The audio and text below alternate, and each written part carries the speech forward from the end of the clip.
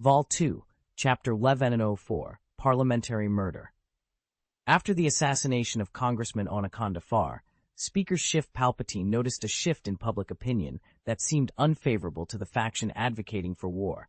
Concerned that this shift might influence the upcoming vote, the murder prompted an interruption of the meeting, citing concerns for safety.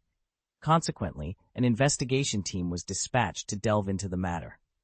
Initially, the consensus was that Senator Farr had been targeted by those favoring war, casting a shadow of suspicion over Palpatine's faction.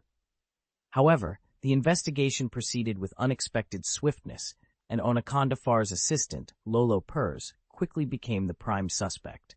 Despite efforts to apprehend Purs, the authorities were always one step behind. Purs had already escalated her crimes by murdering another parliament member, Medici, a core member of the pro-war faction and a representative of the planet Umbala. Lolo Purs confessed to her crimes, claiming she acted solely for the benefit of her home planet. She expressed her frustration with Anaconda Farr's leadership, criticizing his inability to guide the planet of Rhodia through the war effectively. Purs was disillusioned with Farr's lack of initiative and his association with Padme Amidala and other members of the opposition, especially given the direct threat the war posed to Rhodia. Driven by her dissatisfaction, Purs executed her plan, resulting in Farr's death. The murder of Medici, however, was unintended. Purs discovered that Medici had been following Farr and had witnessed a secret meeting, posing a potential risk to her. To eliminate this threat, Purs lured Medici into a trap under the pretense of exposing Farr's alleged corruption, ultimately poisoning him. The revelation of these murders shed light on the dark underbelly of Coruscant politics, but the damage was done.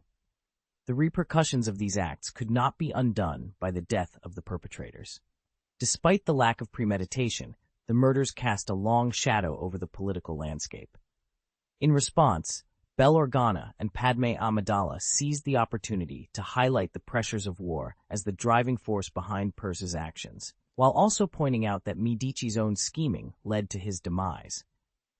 This narrative put the pro-war faction on the defensive, casting doubt on the passage of the military expansion bill. However, Schiff Palpatine remained unfazed, smiling at the unfolding events. The political landscape was soon rocked by another bombshell. The planet Umbara announced its secession from the Galactic Republic to join the Confederation of Independent Systems, followed shortly by a similar declaration from the planet Rhodia. These developments marked a significant shift, with two key planets abandoning the Galactic Republic, further complicating the already tumultuous political scene. The assassination that led to the Declaration of Independence from the Republic by both Rhodia and Umbara on the same day took everyone by surprise. The gravity of this murder sent shockwaves through the members of the Republic. Upon hearing the news from planet Rhodia, Palpatine was momentarily taken aback, yet he managed a slight smile before calling for an emergency meeting. The defection of planet Umbara from the Galactic Republic was primarily due to Medici. Despite his extreme methods, Medici was undeniably devoted to the Republic and was known for his fervent advocacy for war. However, his promotion of conflict served more his personal interests than those of the Republic. He had engaged in collusion with Kaminoan Senator Halle Bertoni to profit from the production orders of the clone army. This vested interest made him particularly attentive to the proposal for the reconstruction of the clone factory. Nevertheless, his actions imposed a significant strain on Umbara, affecting it financially, politically, and militarily. Following his death, the power he wielded dissipated instantly, paving the way for regime change under the secret encouragement and provocation of certain factions, leading Umbara to join the Confederation of Independent Systems. Planet Rhodia's situation was somewhat different. Its proximity to Christophsis and Tatooine made it susceptible to the influence of separatism, exacerbated by the occupation of Christophsis by the Fourth Civilization, diverging from the original storyline. Senator Anaconda Farr had been a consistent advocate for peace, striving to maintain neutrality. However, the assassination of MP Farr by his assistant, Lolo Purs, raised many thought-provoking questions. Influenced by the agents of the Fourth Civilization, Rhodia decided to reorganize its government and align directly with the Confederation of Independent Galaxies. Their rationale was clear. If their devoted senator Anaconda Far, who had sacrificed so much for the peace and future of the Republic, could be assassinated, then the policies of the Galactic Republic were evidently unsuitable for Rhodia's current situation. A change was deemed necessary. The news of Rhodia and Umbara joining the Confederacy of Independent Systems sent the Republic Council into a state of panic. Despite the opposition from Senator Bail Organa and Senator Padme Amidala, Chancellor Palpatine pushed for a parliamentary vote. Amidst the chaos, many centrist members shifted their support towards the main war faction, resulting in the passage of a new round of military expansion bills by a significant majority. This development was precisely what Organa and others had opposed, but it was too late to reverse the course. They could only watch as the Galactic Republic sank deeper into turmoil. Vol 2, Chapter 1105, The Possibility of Victory. On September 9, 21 BY, in the outer ring of the Milky Way, on the industrial world of Sarest, Darth Marthel stood at the spaceport, gazing into the vast starry expanse, silent. The hermit, still clad in his sackcloth robe, followed closely behind, his head bowed, hands trembling. He had killed Siritaki, his beloved, by his own hand. Despite his reluctance to admit it, Siritaki held a significant place in his heart. Yet he felt he had no choice but to end her life. He consoled himself with the thought that her death was a mercy, as she had been resurrected by the Angel of Death. But deep down, he knew the harsh truth. He had plunged his lightsaber into her heart. The Angel of Death had presented him with a choice, but the hermit understood it was a false one, designed to push him towards the dark side. Taking a deep breath, the hermit calmed his Force presence until it was utterly still. Darth Marthel, sensing the unwavering light within the hermit, felt a wave of disgust. He knew converting Obi-Wan Kenobi to the dark side would be a near impossible task. The hermit's light was not just steadfast, it was adaptable, resistant to any attempt to alter its essence. Yet, Darth Marthel saw potential in the hermit's actions. The communicator in Darth Marthel's hand beeped, and Adi Gallia's image appeared in the holographic projection. She reported, "Lord Governor, the battleship Xuanwu has exited hyperspace and will arrive at the spaceport in 10 minutes. The hermit, intrigued by the unfamiliar name Xuanwu, glanced through the spaceport's porthole only to see the endless cosmos. The distance a spaceship traveled in 10 minutes was beyond human sight, even for those attuned to the Force. As the spaceship finally came into view, even the composed hermit felt a storm of emotions. Was this the vessel the Angel of Death awaited? The new adversary of the Galactic Republic? He closed his eyes, overwhelmed by sorrow. Meanwhile, in the outer orbit of the planet Eliadu, a fierce battle raged between the fleets of the Galactic Republic and the Fourth Civilization. The conflict involved hundreds of warships, including nearly 200,000 level capital ships. The Galactic Republic deployed Aquitans-class light cruisers, CR-90 frigates, DP-20 gunboats, while the Fourth Civilization countered with Javelin-class guided missile frigates and Guard-class anti-aircraft destroyers. Despite Eliadu falling to the Fourth Civilization, the Republic's fleets continued to arrive, determined to fight on. General Ling Liang of the Fourth Civilization, also the governor of the Sesvena sector, directed the massive battle from a sophisticated command center on an Eliadu satellite. Assisting him was Ji Wenren's math team, which used zero-modal probability theory to predict the Republic's maneuvers, aiding General Ling's strategic decisions. On the other side, Admiral Theost of the Galactic Republic stood on the bridge of his flagship, issuing commands with a stern expression. He led his fleet with determination, undeterred by the challenges that lay ahead. The battle was intense, a testament to the unyielding spirit of both sides as they fought for control of the galaxy. The Galactic Republic fleet had seen significant reinforcements, with the number of Chaser-class battlecruisers nearing 100. Accompanied by over 150 smaller and medium-sized warships, their presence was formidable. Despite the newer battleships lacking full complements of fighter jets, the Republic still boasted over 20,000 fighters, engaging in relentless assaults on the Fourth Civilization's battleships around the planet Eliadu. These fighters swarmed like wasps, launching continuous attacks. The Fourth Civilization's fleet was primarily composed of Dreadnought-class heavy cruisers from the Blade Fleet, with more than 130 of these formidable ships present on the battlefield. Additionally, the fleet included Martha-class guided missile heavy cruisers, Cole-class battle cruisers, and over 50 Watt-class aircraft carriers. Although the numbers of warships on both sides were comparable, the Republic's overwhelming number of fighter jets gave them a significant advantage. General Ling, our projections indicate that we will completely lose the battle for planet Eliadu within the next 6 months.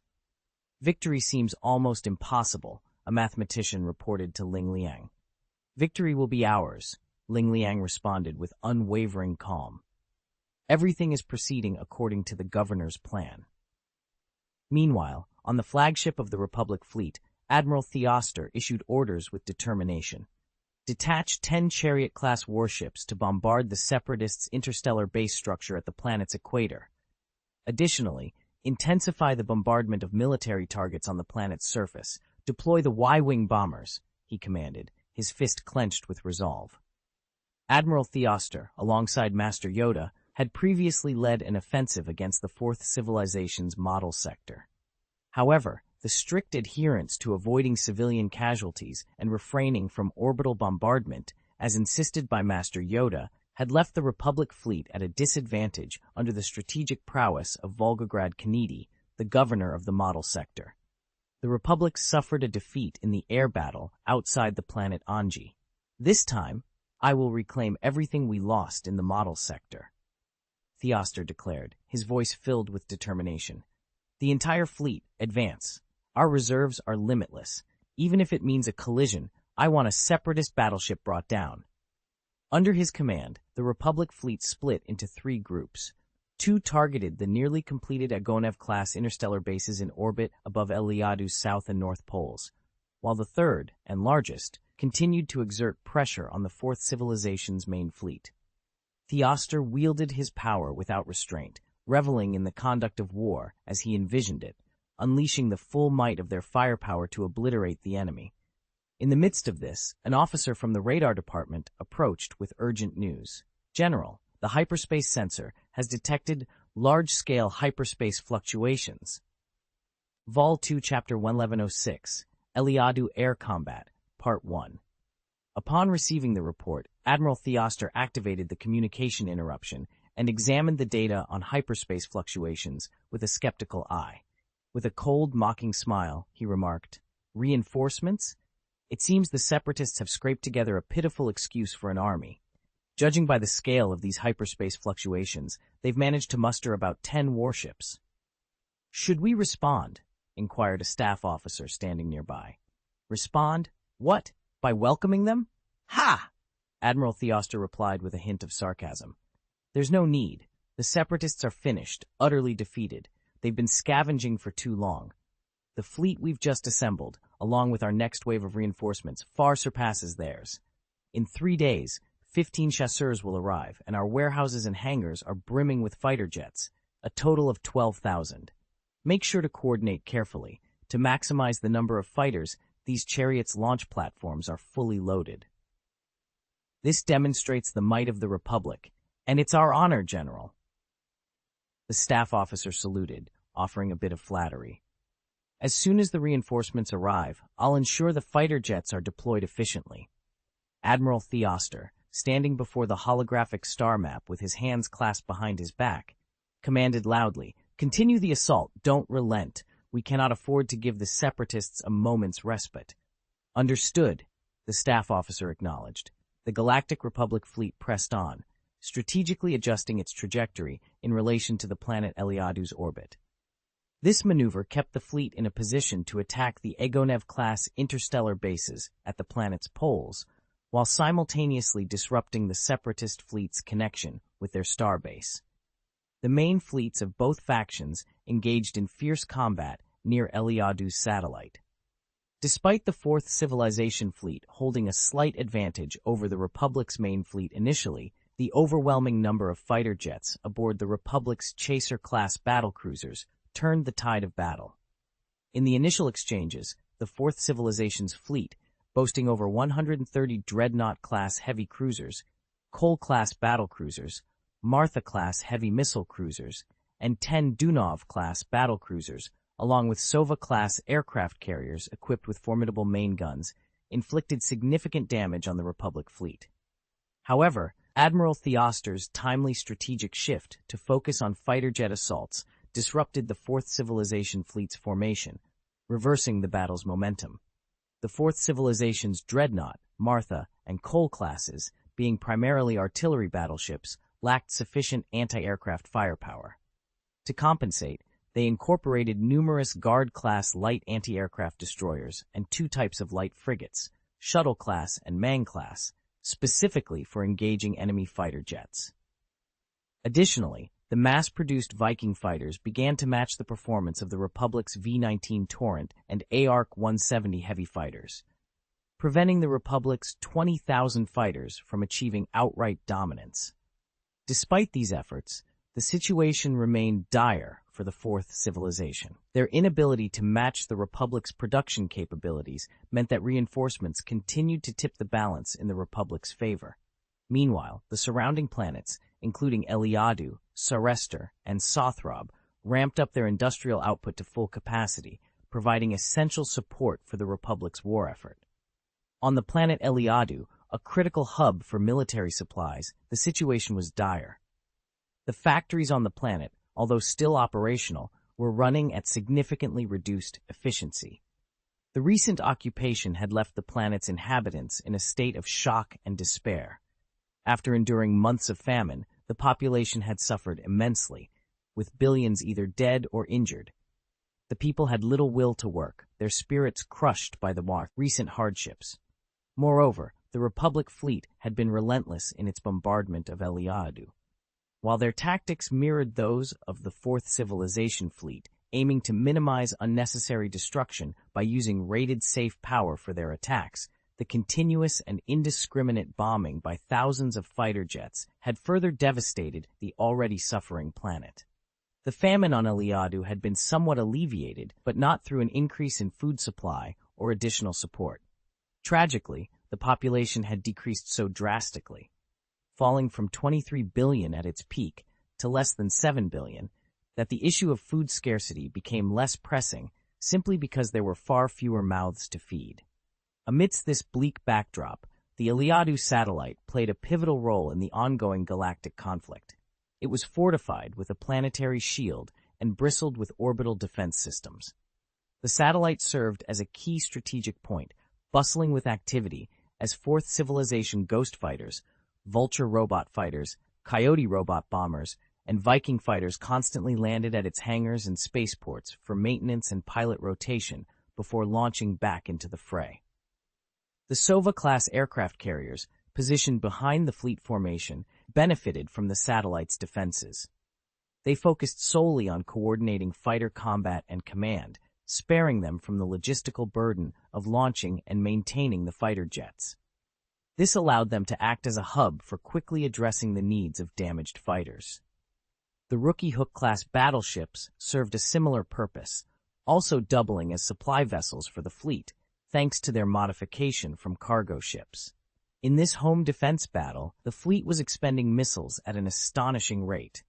The Martha-class heavy guided missile cruisers, Javelin-class guided missile frigates, and Viking fighters launched their ordnance with abandon, as if cost were no object. The Fourth Civilization's fleet was determined to hold the line, unleashing thousands of missiles in massive salvos to repel the enemy. "General, the Separatist fleet is starting to adjust its formation," a staff officer reported to Admiral Theost. "Is it to coordinate with their reinforcements?" Admiral Theost mused, stroking his beard thoughtfully. "Yes, General. According to our calculations, the Separatist Dunov-class battlecruisers will be fully recharged in 5 minutes. At that point, the overall shield strength of their fleet will significantly increase," the staff officer explained. Admiral Theost expressed his frustration with a huff. The Separatists always resort to such tactics, turning their fleet into an impenetrable tortoise shell, he lamented, slamming his fist on the table in exasperation. Vol 2, Chapter 1107, Eliadu Air Combat 2. Only a few minutes had passed when a soldier from the sensing department aboard the battleship announced, we've detected an increase in the energy level of the Separatist Dunov class. Simultaneously, the Fire Control Department officer reported, "General, the shields of the Separatist fleet's warships are circulating at an unprecedented speed. Our recent salvo had no effect." "General, the Separatist Dunov-class battlecruisers are replenishing shield energy for the other warships. The damaged Separatist warships are retreating. We won't have another chance to break through their shields in time." Admiral Theoster, frustrated, slammed his fist on the table. His mood, which had briefly improved, soured instantly. These new Separatist warships, were they designed solely to buy time? Insufferable. The staff officer agreed. It seems the Dunov-class battlecruiser was indeed designed to be a nuisance. Despite its thin armor and shields, it's equipped with devices that notify all ships to temporarily cease fire. "Let's recycle the cooling systems for the shields and main guns and recharge as usual," Theoster ordered, regaining his composure. "The engines of the Dunov-class battlecruisers have their limits. They can't indefinitely shield other warships or boost the engine output of the fleet." Admiral Theoster had come to understand the frustrating capabilities of the Dunov-class battlecruiser. In his view, battleship confrontations should be about superior firepower, robust armor, and direct, passionate engagement. The existence of a warship that prioritizes defense over offense, enduring attacks rather than retaliating, was anathema to him. Yet, such warships had become a pivotal part of the Separatist fleet, especially in the battle for the Eliadu galaxy. To reclaim the Eliadu system, a strategy to counter these Dunovs was essential. According to reports from generals and officers who had engaged in an air battle near Eliadu satellite months earlier, the Separatists had already deployed Dunov-class battlecruisers by then. Although the Republic fleet was shielded by planetary defenses, making the Dunov's impact less noticeable, it was clear that since their introduction, the Separatist warships had become significantly more resilient. Furthermore, the production of this new class of battleship, a product of the Fourth Civilization, was limited. Compared to the Cole-class battlecruiser, which also favored a heavy, durable design, the Dunov class required more sophisticated technology, leading to longer production cycles and higher costs. However, Theoster considered it fortunate that the Dunov-class battlecruisers, despite their annoying capabilities, had limitations. They could enhance the survivability of the Separatist fleet, but with precise timing and by exploiting the intervals between the Dunov's recharging cycles, they could be overcome. Following Theoster's command, the Republic's fleet also began a strategic retreat, recycling their shields and recharging their main guns in preparation for the next assault. Meanwhile, the Fourth Civilization's fleet was regrouping and adjusting its formation, seemingly preparing for a denser arrangement. This included the positioning of support battleships, such as the Sova-class aircraft carrier and the Lucrehooke-class battleship, within this tighter formation. However, Theoster remained undeterred, viewing this maneuver as a mere adjustment, confident in his fleet's ability to adapt and counter the Separatist strategy. The Separatist fleet's strategic deployment aimed to maximize the effectiveness of the Dunov-class battlecruisers, a fact that deeply concerned Admiral Theoster. Clenching his teeth, he expressed his frustration. "The scientists need to expedite their work. If the Separatist fleet continues to bolster its ranks with more Dunov-class battlecruisers, our counter-offensive could face unexpectedly formidable resistance. We must devise strategies to counter these battlecruisers," he declared, with intensity. His staff officer, diligently noting his concerns on a personal terminal, responded promptly, "Understood, General. I will compile today's operational report and forward your recommendations to the Supreme Strategic Command of the Republic for in-depth analysis." "Make it quick," Theoster commanded, before settling back into the captain's chair. He took a moment to sip his juice, allowing himself a brief respite after several hours of intense command. His adjutant approached, offering a towel to dab the sweat from his forehead and giving a supportive pat on the shoulder. "Let's take this opportunity to scrutinize the Separatists' laughable reinforcements," Theoster remarked with a chuckle, exuding confidence despite the pressures of command. He was buoyed by his knowledge of the Galactic Republic's forthcoming reinforcement plan. According to simulations run by his staff and AI, Even in the worst-case scenario, they could reclaim the Dawn planet within 5 months, exhausting the Separatist fleet in the process and securing a decisive victory. I hope the speaker grants me the honor of being the first to set foot on Dawn planet, Theoster mused, leaning back and closing his eyes, his voice a whisper. Wake me when the Separatist reinforcements arrive. I should manage another 10 minutes of sleep. His brief respite was abruptly interrupted by an urgent exclamation from the radar department. An officer rushed in. General, the sensors have detected something. Annoyed by the interruption and without opening his eyes, Theoster retorted, What's the commotion? If you can't give me a clear explanation, the radar department will be going without meat for dinner. It's the Separatist reinforcements, the officer exclaimed. There's only one ship. Theoster's eyes snapped open. What did you say? Only one ship? Yes, sir, only one. We don't have a visual, but sensor scans indicate the battleship is between 9,000 and 10,000 meters in length, with a maximum width exceeding 6,000 meters.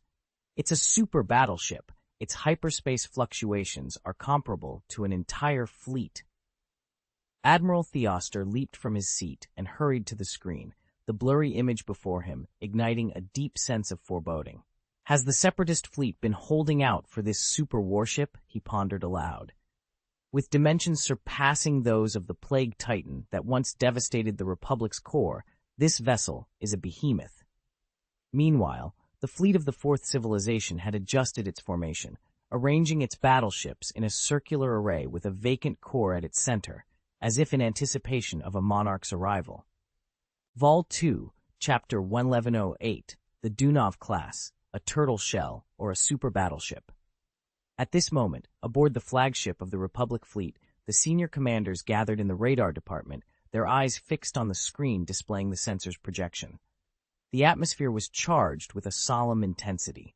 Facing a fleet of Separatist reinforcements would have been manageable, even if it included dozens of Cole-class battlecruisers. The Republic's technical department had already deciphered the combat strategies of the Cole-class battlecruisers, equipping the Republic's battleships with kinetic energy deflector shields specifically designed to counter the supermatter electromagnetic guns of the Cole class. However, the situation they now faced was entirely different. Before them was not a fleet, but a single battleship, a super battleship whose mere presence exerted a far more intimidating force than any fleet could. The Republic still vividly remembered the havoc wreaked by the battleship Fang Fang on their supply lines in the Central Ring, and the Plague's direct raid on the planet Cato Nemoidia in the core circle. The memories were terrifying.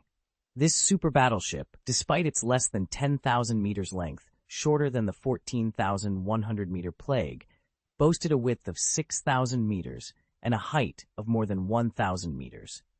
Its volume was equivalent to at least 2 Plague-class ships. Where did the Separatists find the resources to construct so many unique super battleships? Admiral Theoster wondered aloud, his fists clenched in frustration. This new super battleship of the Separatists. It resembles a giant brick, observed a staff officer. If only it were merely a brick, the head of the radar department lamented. For over 20 minutes, the high-ranking commanders of the Galactic Republic fleet endured what felt like years of tension. Finally, they beheld the full form of the super battleship. Indeed, it was a colossal brick, a super brick measuring 9,440 meters in length, 5,910 meters at its widest, and 1,220 meters in height. Unlike traditional sword-shaped or streamlined spaceships, this super battleship's design was devoid of any industrial aesthetics. Its appearance was both ugly and peculiar, with a three-body shape that, when viewed from above, resembled a vertical three or a structure. The massive hulls on either side were bristling with weapon systems and armor, protecting the central section, which housed the battleship's engine and living quarters. The design of this super battleship is indeed unconventional. The scan reveals that the two sides of this three-body structure are not the main body, but serve as shields for the central section, the head of the radar department explained, his brow furrowed. Admiral Theoster remained silent, observing as the massive warship decelerated to join the Separatist battle formation, welcomed by the surrounding Separatist ships. A signal officer reported, "General, we've intercepted numerous unencrypted communications. It appears the Separatist ships are either congratulating or welcoming the super battleship, which has been named Xuanwu." Xuanwu. Admiral Theoster repeated the name, unfamiliar in the common language of the galaxy. "Order all ships to prepare for first-level combat readiness. Let's see what they're planning." But shouldn't it be at the front of their formation? The staff officer suddenly questioned. Admiral Theoster's realization was swift. Indeed. Why position it in the middle of the fleet? Whether it was the previous Titan class or other super battleships, they always led the charge.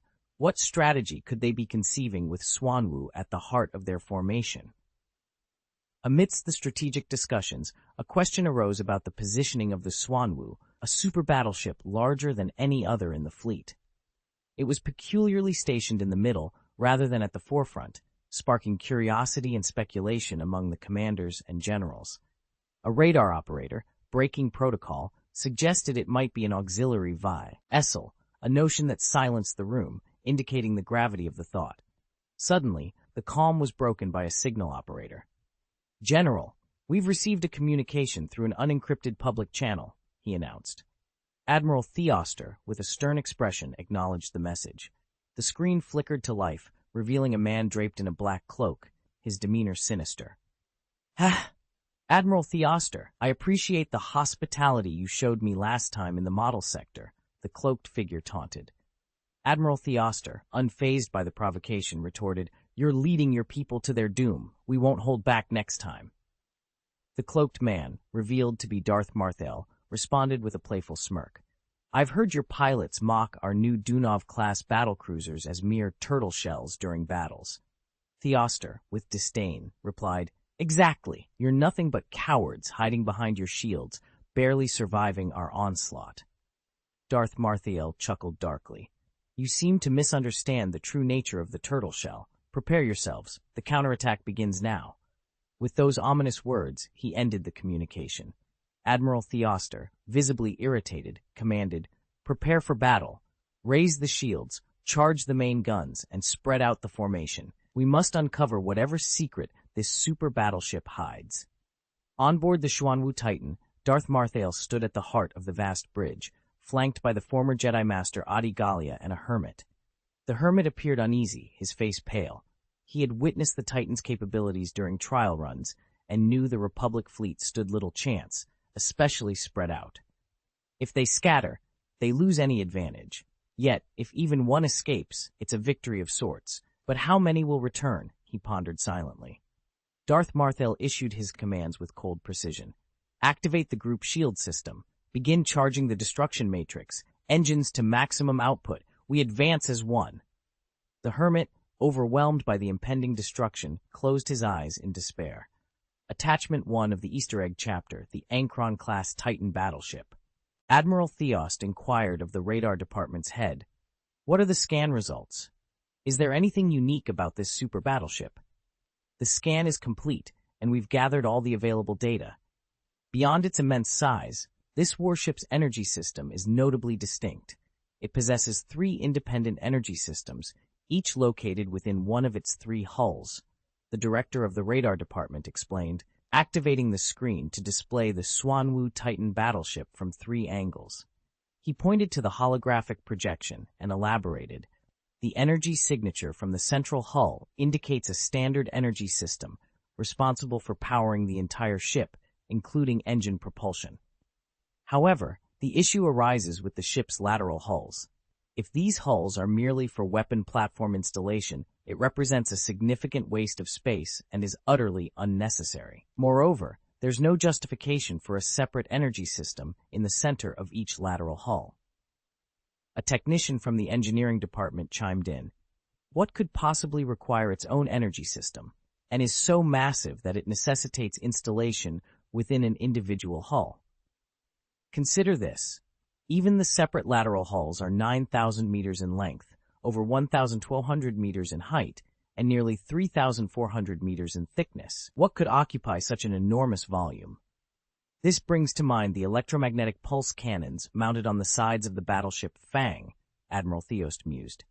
"Comparing the sizes, The devices on the Xuanwu's flanks must pose a threat far surpassing that of the Fang's EMP cannon. An officer suggested, looking at the screen.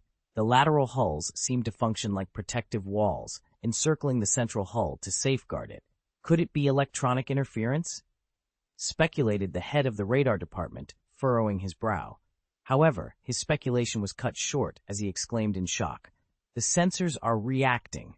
The energy levels of the super battleship's 3 systems are all escalating rapidly. General, the Separatist fleet is advancing, reported a radar operator, turning around. They're picking up speed. Order our ships to open fire immediately. Launch a covering attack on the Separatist fleet, Admiral Theost commanded, slamming his fist down. The energy levels of the enemy's Titan battleship are skyrocketing. No, they're exploding. It's off the charts. Their secret weapon is being deployed, the head of the radar department shouted. Some crew members, overwhelmed by fear, even shut their eyes. Suddenly, a burst of light green light emanated from the lateral hulls of the Xuanwu Titan battleship. This light then extended to envelop every ship in the Fourth Civilization fleet, creating a protective curtain of light around them. Simultaneously, the Galactic Republic fleet unleashed a barrage of laser beams, turbo-laser cannons, and missiles. The Fourth Civilization's fleet responded in kind. The vast armadas clashed, unleashing a relentless onslaught of devastating weaponry. Space itself seemed to be woven with a net of fiery exchanges. A series of violent explosions erupted, but the deflector shields of the Fourth Civilization fleet absorbed the impact, a feat mirrored by the Galactic Republic's battleships. The battle escalated rapidly to a fever pitch. How dare the Separatist fleet initiate an attack? They're far from the Iliadu satellite. Without satellite fire support, let's see how they fare. Deploy the fighter squadron. Admiral Theost ordered resolutely. Understood, came the response. The hangar platform at the forefront of the Chariot-class battlecruiser began to unfold slowly, preparing to launch thousands of V-19 Torrent starfighters into the fray. Fighter jets and ARC-170s launched in dense formations, soaring towards the Fourth Civilization fleet. Amidst the chaos, the relentless exchange of fire between the two fleets continued unabated. Reports of damage and loss flooded the communications channels. The battleship Chica has been severely damaged and is retreating, came one report. Another voice crackled through. This is JK-1103 Squadron. We've lost 9 fighters. Our attack has failed. I repeat, the attack has failed. The grim updates kept coming. The Aquitense-class Calidor has lost contact. No, it's been destroyed. Confirmation received. Calidor is destroyed. Amidst the dire updates, a brief glimmer of hope appeared. The UI-0014 bomber squadron has successfully dropped their payload. Wait, no effect. Repeat, no effect. Enemy fighters are on us. Hurry! Ah! The stream of communications was relentless, with officers and soldiers across the fleet scrambling to respond. In the midst of this turmoil, the head of the radar department approached Admiral Theoster, his face ashen. Handing over a piece of data, he spoke with a trembling voice. General, our efforts are almost in vain. What do you mean? Theoster was puzzled, but as he reviewed the data, his face drained of color. No results. General, none. The radar department head's voice grew louder in desperation. Our warships have launched an average of 6 salvos, and we've only managed to heavily damage 29 small and medium-sized enemy warships. That's the extent of our success, and even those damaged ships are retreating. Our fighter squadrons pursued but failed to secure any further results. How is this possible? The shock overwhelmed Admiral Theoster, causing him to lose his composure and throw his military cap to the ground in frustration. That pale green light curtain, is it a shield? It's a shield, but not in the conventional sense, the radar department head explained rapidly. It's not a normal deflector shield, but a protective layer that significantly reduces the energy of our attacks. Our calculations show that it reduces attack energy by over 70%, even exceeding 80% in some areas. It's effectively reducing the firepower of our battlecruisers to that of frigates. Admiral Theoster turned his attention to the holographic combat star map and then to the combat monitor, which was split into countless small screens. He clicked on one of the images, captured by a probe alongside a chaser-class cruiser. The footage showed the cruiser's main gun firing directly at a Guard-class anti-aircraft destroyer of the Separatists. Under normal circumstances, the destroyer, merely 100 meters in length, should not have been able to withstand a direct hit from the Chaser class's main gun. Yet, the shield was only shattered, and the hull suffered minor damage before it vanished from sight. The Guard class, having been struck by the main gun, turned and fled, its close-up defense system still firing wildly, managing to shoot down 2 V-19 fighter jets in its retreat. Witnessing this, Admiral Theoster's face turned ashen. He now understood the mocking words of the enemy. The mere shield and engine charge of the Dunov class had been a nuisance, but they hadn't seen the true extent of defensive capabilities until now. The formation of Theoster's fleet was in disarray, retreating to regroup. Meanwhile, the Separatist fleet, shielded by the light green curtain projected by the Xuanwu, charged forward relentlessly. "No, impossible! There must be a limit," Theoster roared, unwilling to accept defeat. "General, the energy output from the enemy's Xuanwu Titan battleship is diminishing, and we've noticed something," a technician reported, offering a sliver of hope. "Some of their ships that stray too far from the Titan battleship lose their protective shield."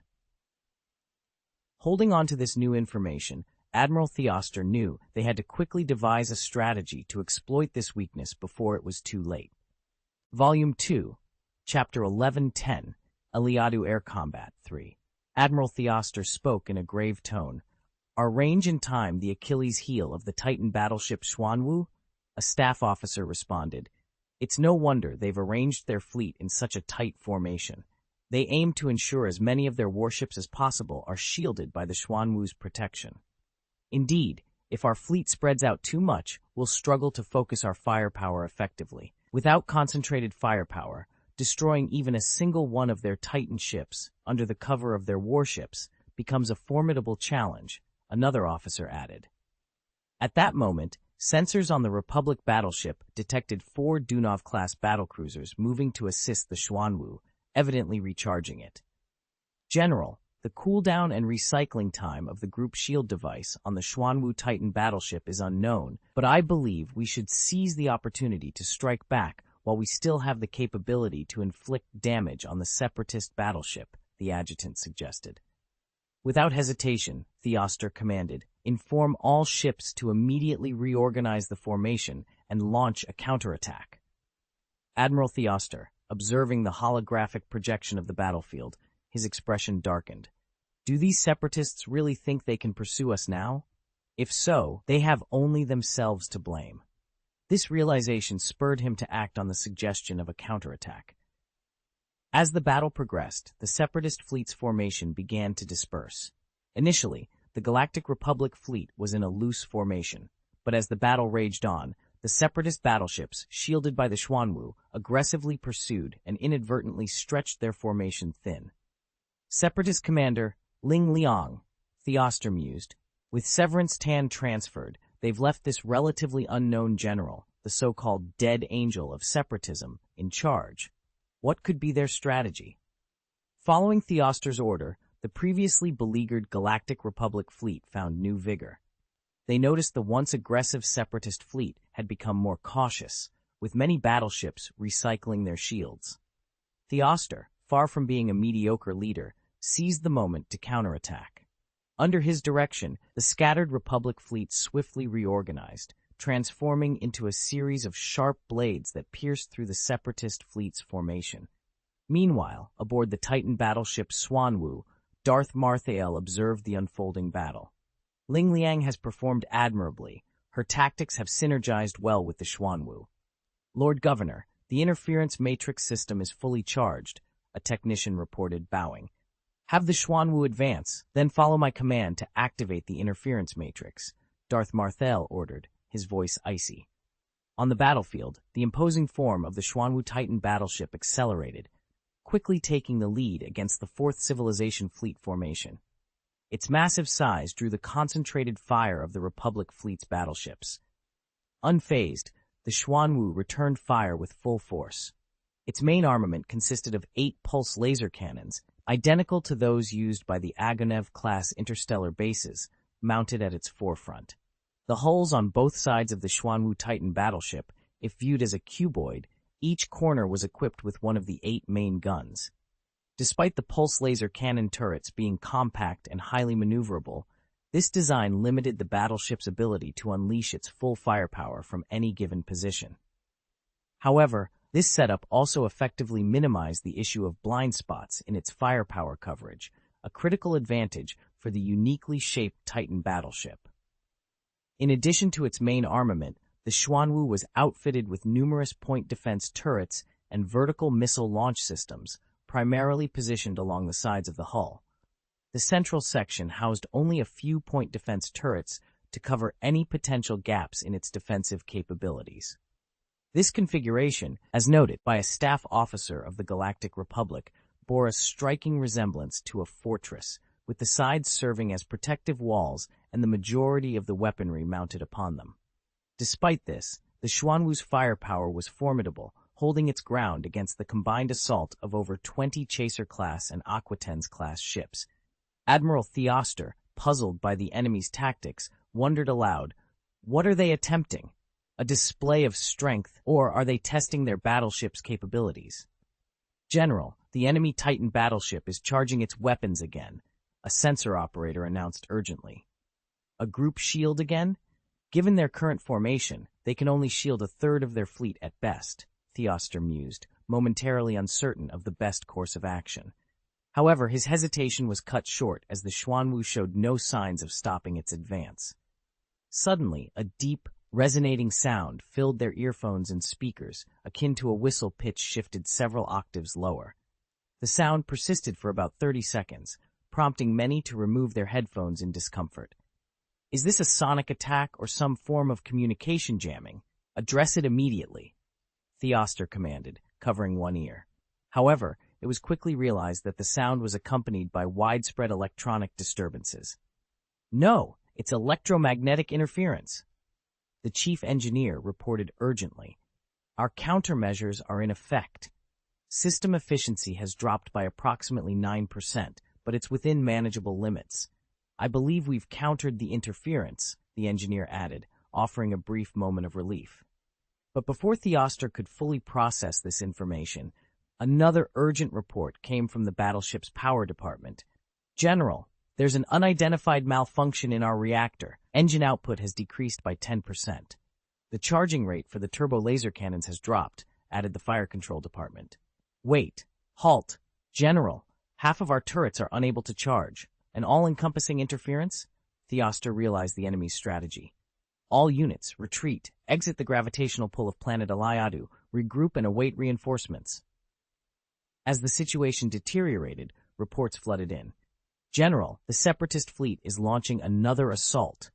Over 80% of our systems are compromised, significantly reducing combat effectiveness. General, the damage control team reports that some armor sections have sustained superficial damage due to the electromagnetic interference from the enemy ships." The cascade of bad news overwhelmed Theoster, who exclaimed in frustration, "Curse this battleship! Inform Supreme Strategic Command, I demand reinforcements. We need Commander 2-class dreadnoughts." Amidst the chaos, several proton torpedoes struck his flagship in succession, causing the vessel to shudder violently. The pilot swiftly maneuvered the warship, steering it away from the battlefield as the communications officer sent out a distress signal for reinforcements. Turning around, Admiral Theoster commanded, "The Supreme Strategic Command has requested an immediate report on all combat information related to the Xuanwu. They want details. The more comprehensive, the better." Additionally, 2 Commander 2-class dreadnoughts have been dispatched from Planet Quarter. They are expected to arrive at Planet Dockhunter within a day and will join the current reinforcements. He then fixed a fierce gaze on the holographic projection displaying the Xuanwu Titan battleship. "This Titan battleship has become a significant threat. It must be eliminated. Please note, for the latest updates, remember to visit the official website of the Apex Novel Network." This chapter does not exist. Sadly, let's proceed to the next chapter. Vol 2, Chapter 111 and 12, The Struggle Between Industrial Giants. In response to Lila Blissex's provocation, Gary Ulan couldn't help but sneer. The Ministry of Intelligence of the Republic and the Supreme Court have already made their findings public. The technology used in the venom was initially developed on the planet Dak, but was later stolen by the Quarren Isolation Alliance. Perhaps your vision is failing you. After all, only someone with impaired sight could design something as outdated as the Commander 2. Speaking of being outdated, no one can outdo you, Randilly, Leela shot back.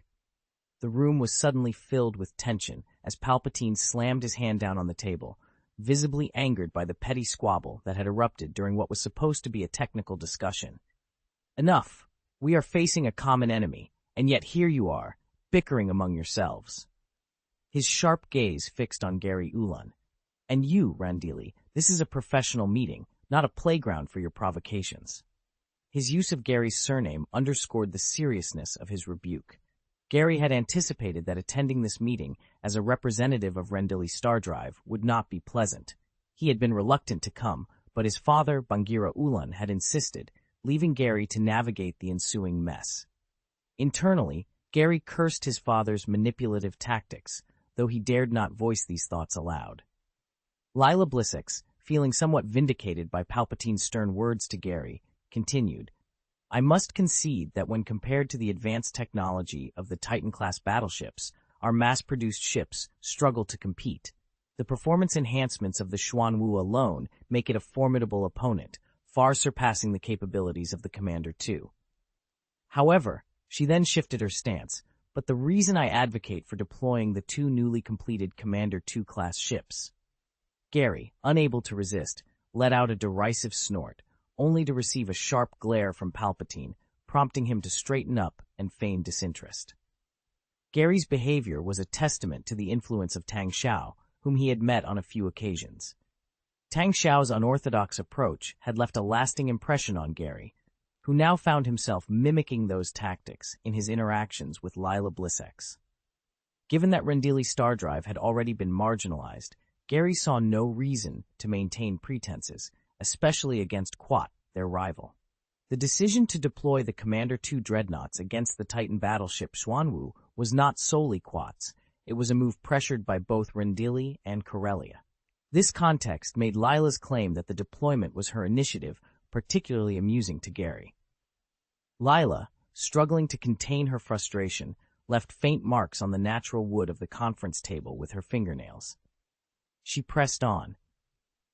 But we must confront the reality that our knowledge of the Xuanwu is limited. Based on its current performance, overcoming the Separatist fleet, supported by the Xuanwu, would require a force at least 3 times larger. However, we have another option, leveraging the formidable firepower of the Commander 2-class dreadnought to launch a direct assault on the Xuanwu. At this juncture, a representative from Corellian Engineering spoke up. Given the Xuanwu's apparent focus on defense, it's likely even more resilient than we anticipate. A direct strike, aiming to take it down, could end in disaster. If your Corellian Engineering Company can produce a ship that surpasses the Commander 2 in strength, then by all means, we'll step aside, retorted the representative from Quat Drive Yards, his tone steady yet filled with challenge. Admiring the holographic nail polish that shimmered with unpredictable patterns, he spoke with a lightness that belied the gravity of his words. Our Quat Drive Yards is risking its reputation and making sacrifices for the cause of the Republic's reunification. You must understand, launching an attack on a super battleship with virtually unknown capabilities involves risks not everyone can afford. It was hard to reconcile his appearance with his role. At 20 years old, with a penchant for brightly colored clothes and exaggerated earrings even at formal meetings, he seemed an unlikely figure in such a serious discussion. Known affectionately, or derisively, depending on who you asked, as Little Quat, he was the nephew of Onara Quat, the current head of Quat Drive Yards and the Quat family. Despite his youthful eccentricities, many referred to him simply as Quat. He continued, his gaze finally shifting from his nails.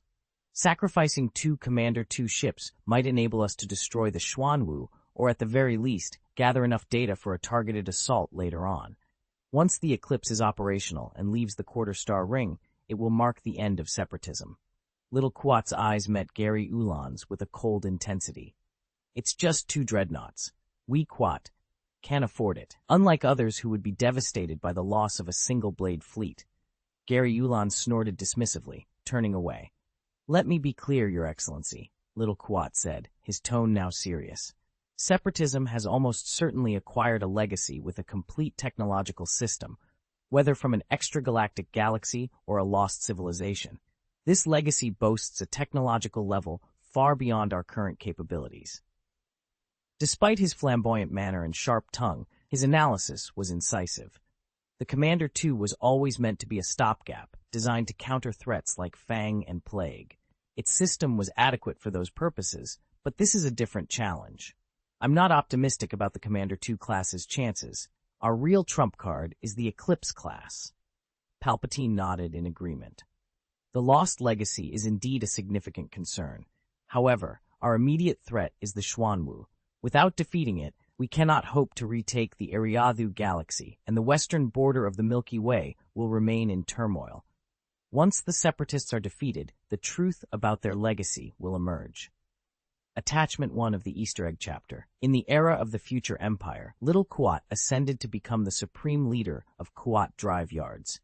Notably, the title of supreme leader within Kuat Drive Yards is Kuat of Kuat, a title that reflects the organization's defiant pride, suggesting Kuat as the universe's finest. This title, challenging to convey in Chinese, underscores Kuat Drive Yard's unparalleled status.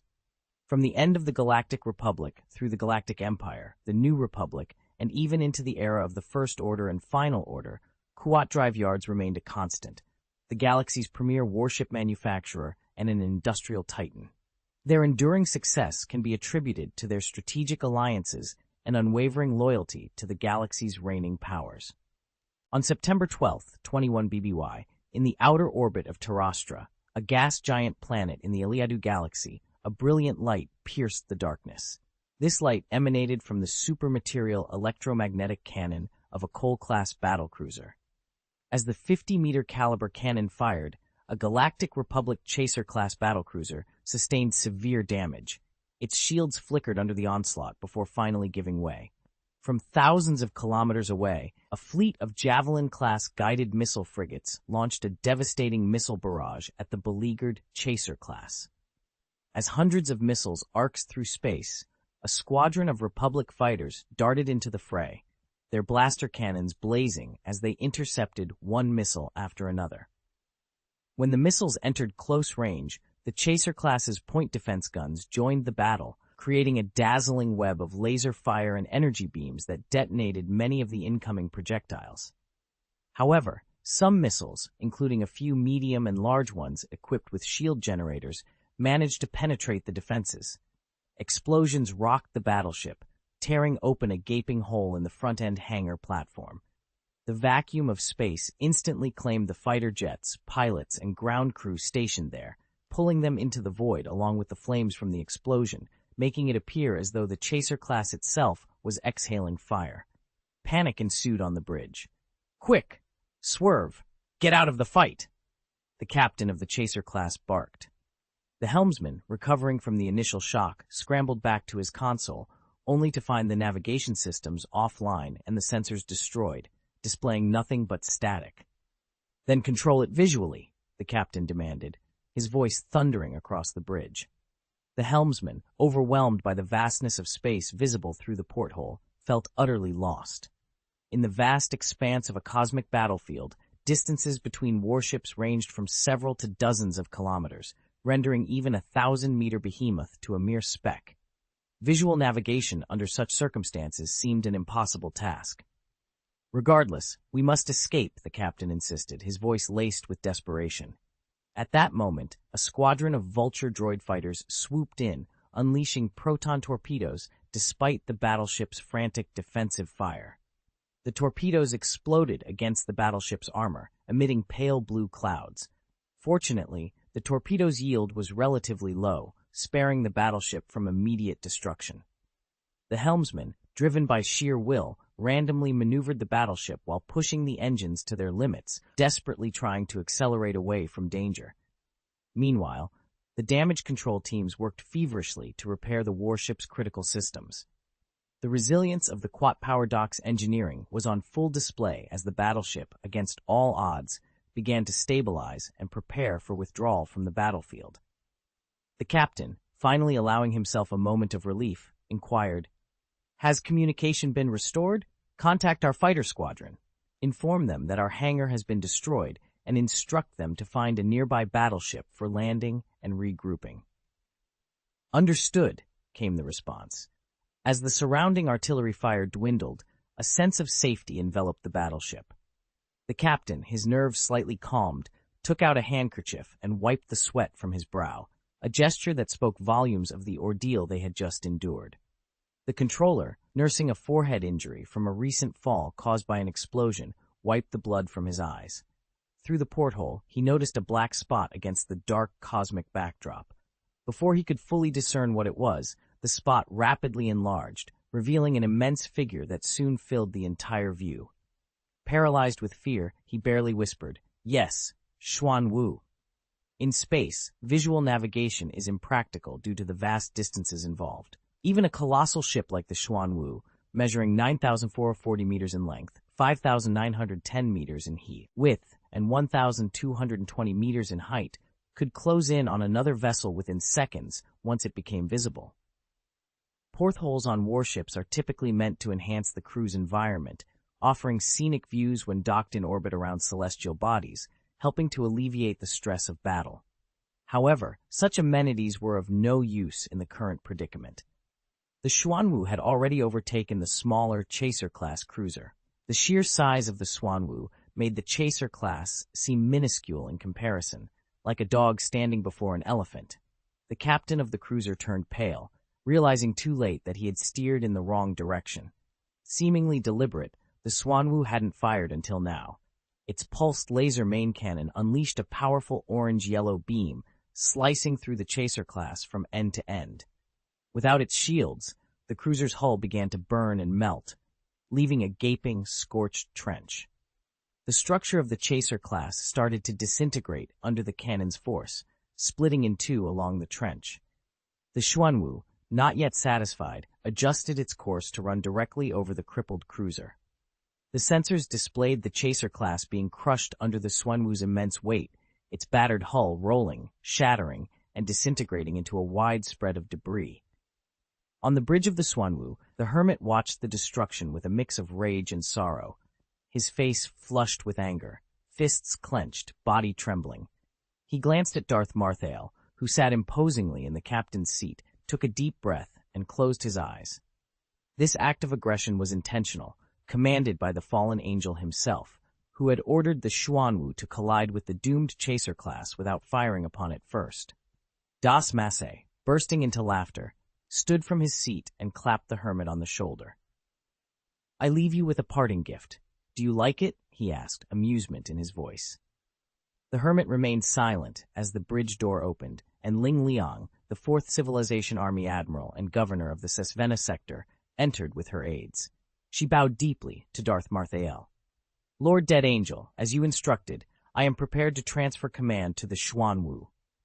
The Xuanwu is now yours to command. No matter how many warships the Galactic Republic sends, you must defend the Ariadhu system. I cannot afford to lose it," Das Maziel instructed. "The hermit will serve as your adjutant.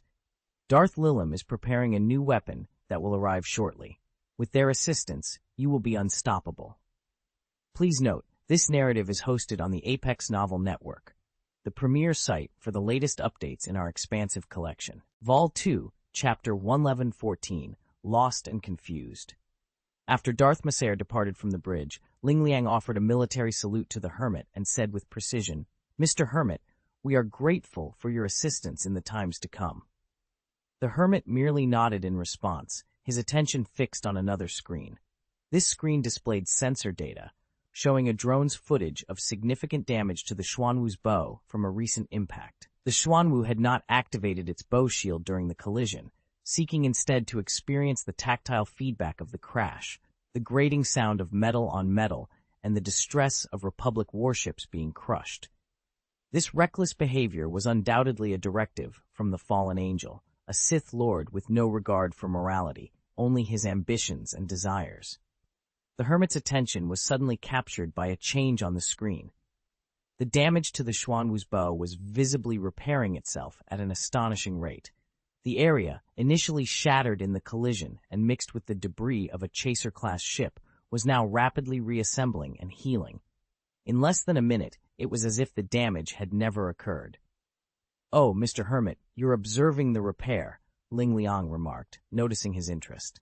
"This is the work of self-replicating nanorobots designed for hull repair. They consume a significant amount of electricity during the replication process, so we can't use them constantly. But given the current ease of the battle situation, expending some energy isn't a concern. The engineers have dubbed this system Furious Defense. They find the nanorobot's rapid construction quite aggressive. Funny, isn't it?" Ling Liang, unaware of the hermit's origins and knowing him only as an assistant appointed by the Angel of Death, shared this information lightheartedly. The hermit pondered the implications silently. The Xuanwu's rapid repair capabilities, combined with its formidable shield and interference systems, made it an unparalleled force. The Galactic Republic was likely unaware of the true terror this battleship represented. "Is this the power wielded by a Sith Lord?" he thought, the galaxy's fate seemingly hanging in the balance. Beneath his coarse robe, he clenched his fists, one hand grazing the hilt of his lightsaber as he fought the urge to draw it and end the threat. Adi Gallia, who had been quietly observing, turned to him and offered, "Mr. Hermit, you've been quite busy. How about a glass of juice to relax?" Gratefully, the hermit nodded and made his way to the bar at the corner of the bridge without another word to Ling Liang. Adi Gallia courteously bid Ling Liang farewell before joining the hermit, ordering, "A glass of spirits and a glass of apple juice, please." "Roger, Roger," the robot waiter responded, promptly serving the drinks. Adi Gallia downed her spirits in one gulp, to the hermit's surprise, then slid the apple juice towards him. He took a modest sip through a straw. "That glass of spirits might as well have been water to me," Adi Gallia confessed, her gaze fixed on the hermit. "I may not know your identity, but the Force has intimated that I should. Despite your current path, I sense the light of the Force within you. So, I must ask, why have you come to this place?" "The side of the dead angel?" "Indeed, the original Force within you still aligns with the light. Though it's no longer pure, your core resolve remains unshaken," Master Adi Gallia, the hermit stated with gravity. "Because I'm akin to a living dead, much like Siritaki, and I'm uncertain how long my sanity will hold," Adi Gallia confessed. "Hence, I wish to converse while I still possess the clarity to do so." "Siritaki is dead. I'm aware. You were the one who ended her life. The footage has spread far and wide across the dark web of the underworld. Before the confrontation, it appeared you had a moment of dialogue with her.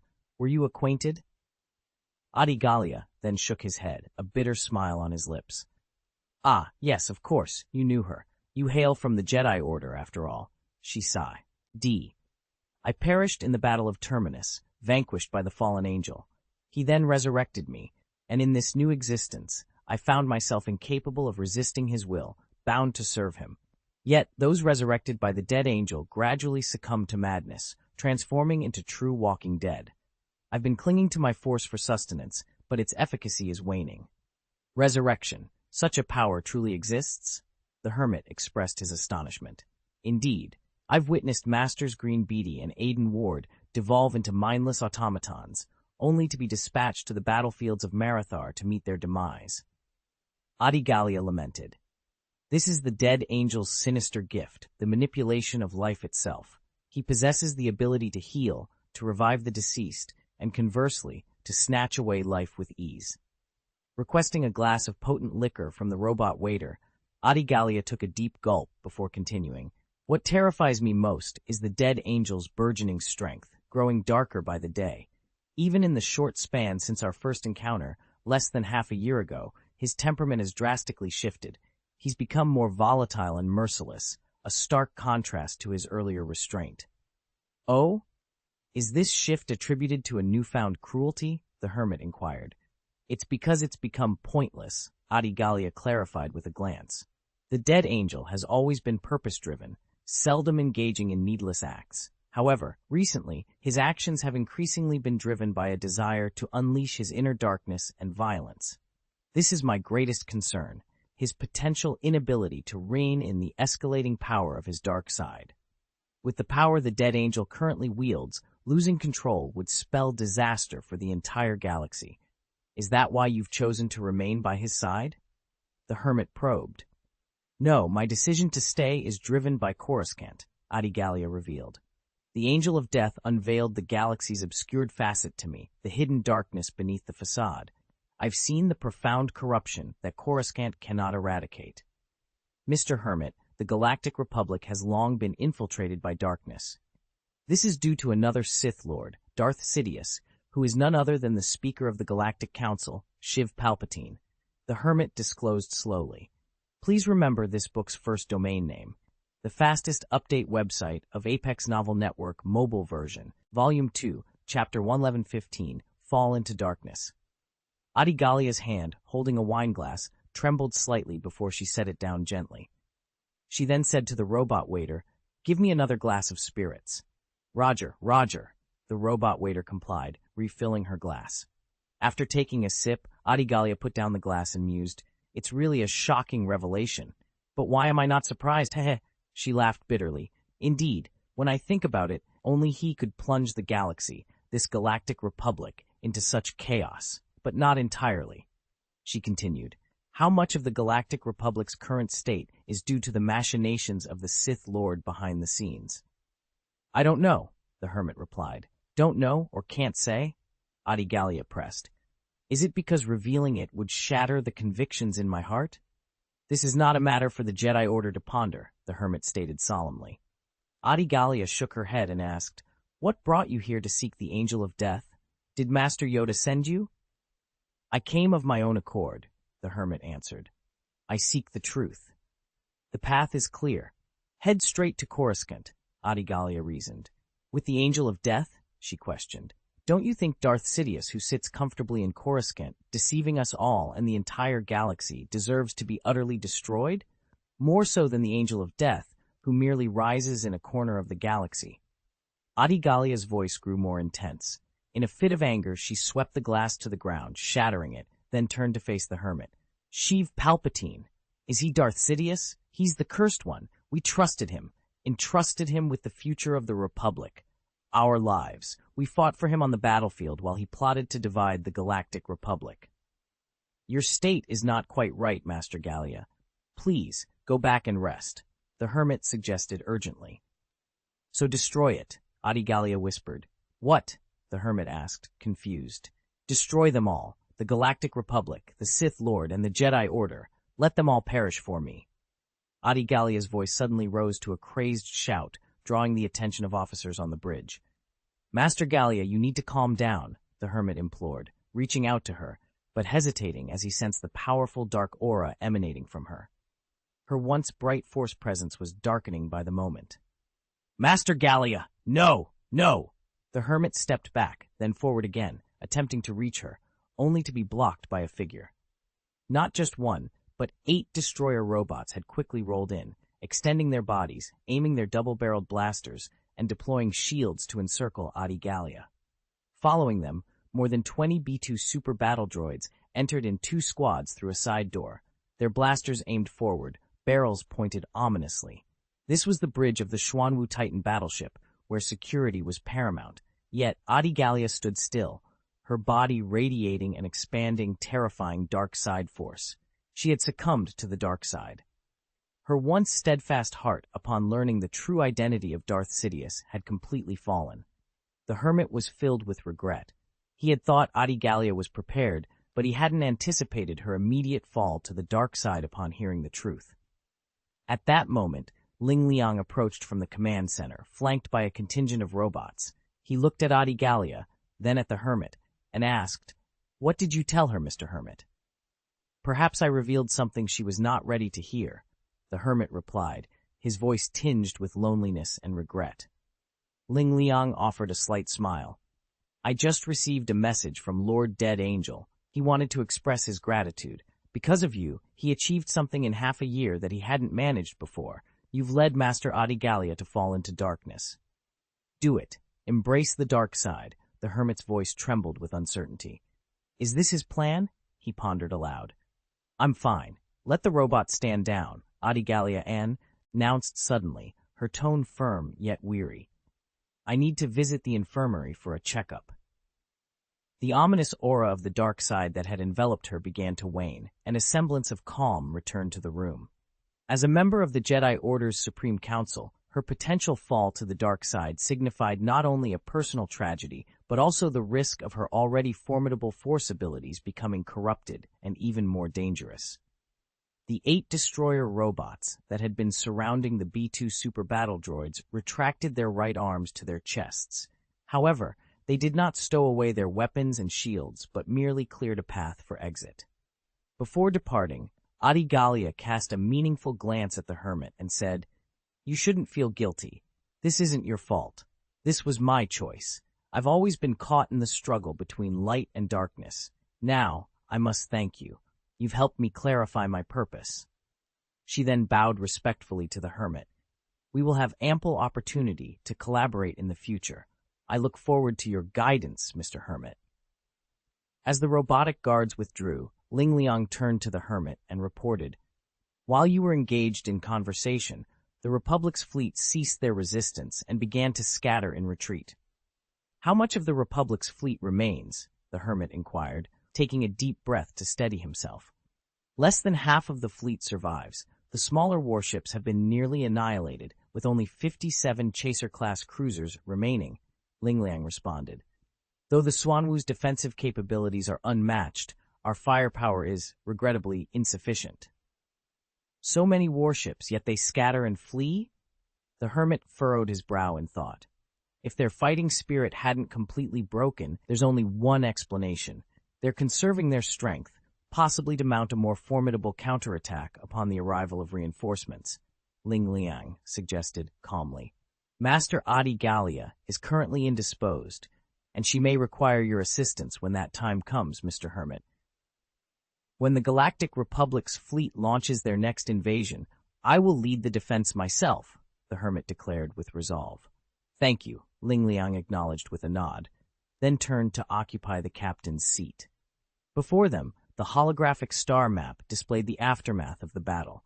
Hundreds of wreckages from both large and small battleships littered space, while the remaining 57 Chaser-class battlecruisers fled in disarray, a testament to the fierce conflict that had unfolded.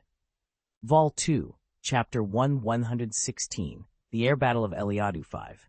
In the outer reaches of the Milky Way, where the Rima trade route intersects with the Hydia Channel, lies the Eliadu system. Here, the Galactic Republic's fleet found itself at a disadvantage. The tide of battle shifted dramatically before Master Adigalia succumbed to the dark side, back when Darth Marthael, the Dark Lord of the Dawn Planet, commanded the formidable Xuanwu Titan battleship. The Xuanwu's overwhelming power disrupted the balance of power between the opposing fleets. The Xuanwu Titan, also known as the Ankelon Titan, represented the pinnacle of the Traitors' Emergency Alliance's weaponry in the original sin of a solar empire. Although the Ankelon-class and the Ragnarov-class Titan battleships were considered equals in the game, the technical sophistication required for the Ankelon-class, capable of supporting an entire fleet, far surpassed that of the Ragnarov-class. Thanks to Tang Xiao's foresight, the Ankelon-class Titan battleship was secretly constructed in the Yago-Dur galaxy years before the conflict erupted. Through relentless effort, it was completed in time for the war and personally named Xuanwu by Tang Xiao himself, symbolizing a divine turtle known for its defensive prowess. The systems installed on the Ankelon-class Titan battleship significantly enhanced the survivability and defensive capabilities of the fleet, ensuring its invincibility. This allowed the fleet to engage the enemy with confidence, gradually wearing them down. The large hyperspace disturbance detected by Jedi Master Sha Kong's fleet, which was attacking the Yago-Dur galaxy, was caused by the Xuanwu's inaugural hyperspace engine activation, propelling it directly into the heart of the fierce battle in the Eliadu galaxy and decisively turning the tide. Admiral Theost of the Galactic Republic, unaware of the Xuanwu's capabilities, engaged the fleet it supported. The Xuanwu activated its fleet shield, rendering its fleet's defenses nearly impenetrable. The Republic fleet, realizing too late the futility of their efforts, attempted a counterattack when the fleet shield's protective effect waned and the Xuanwu was recharging. However, the Xuanwu deployed its interference matrix system, disrupting the energy, engine, and weapon systems of the surrounding warships, plunging the Republic fleet into chaos. After suffering 2 consecutive defeats, Admiral Theost, wary of further engagement with the Xuanwu, urgently requested assistance from the Republic's Supreme Strategic Command and retreated towards Taros, the 5th planet in the Eliadu system. This position, on the outermost planetary orbit of the galaxy, offered a strategic advantage for entering the hyperspace channel with minimal gravitational interference from the galaxy, while also distancing the fleet from Eliadu's planets, satellites, and supply lines. However, Darth Marthael did not grant them this opportunity, commanding the Xuanwu to pursue. Ling Liang, leading the remnants of the fleet, coordinated with the Xuanwu, relentlessly pursuing the Republic fleet to planet Terrastella. The 2 fleets clashed in 3 more battles around the gas giant, with the Republic fleet unable to gain the upper hand. Eventually, the conflict devolved into a cat-and-mouse game. Growing impatient with the pursuit and having more pressing matters to attend to, Darth Marthael departed, leaving the entire fleet, including the Titan battleship Xuanwu, under Ling Liang's command. Under Ling Liang's leadership, the 4th Civilization continued its relentless pursuit, demonstrating the strategic and technological superiority that had come to define their campaign in the Eliadu system. Fleet's offensive capabilities were significantly enhanced under Fleet's command. Unlike Darth Marthael, who lacked experience with battleships, Ling Liang was a seasoned professional. Faced with unsustainable losses, Admiral Theoster, the commander of the Republic fleet, had no choice but to order a strategic retreat, directing all warships to withdraw and awa it reinforcements. It was during this critical moment that he received the eagerly anticipated news. Jedi Masters Dover and Gayet were leading a formidable force to their aid. Each commanding a Commander 2-class dreadnought, they rendezvoused at the planet Dakanel to gather the fleet. After swift preparations, they initiated the hyperspace jump. The reinforcements comprised 20 Chaser-class battlecruisers and 2 Commander 2-class dreadnoughts. Although more battleships had been assembled, these were the only ones prepared for immediate deployment. The arrival of the 2 Commander 2-class dreadnoughts significantly boosted the morale of the Republic Navy's officers and soldiers. In the year 21 BBY, on the night of September 12th, the Republic's reinforcements made their entrance into the Eliadu galaxy. The 4th Civilization fleet, having detected the substantial hyperspace fluctuations caused by the 2 Commander 2-class dreadnoughts, quickly reorganized. They formed a defensive formation around the Ankalong-class Titan battleship Xuanwu, retreating towards the orbital path of the planet Eliadu.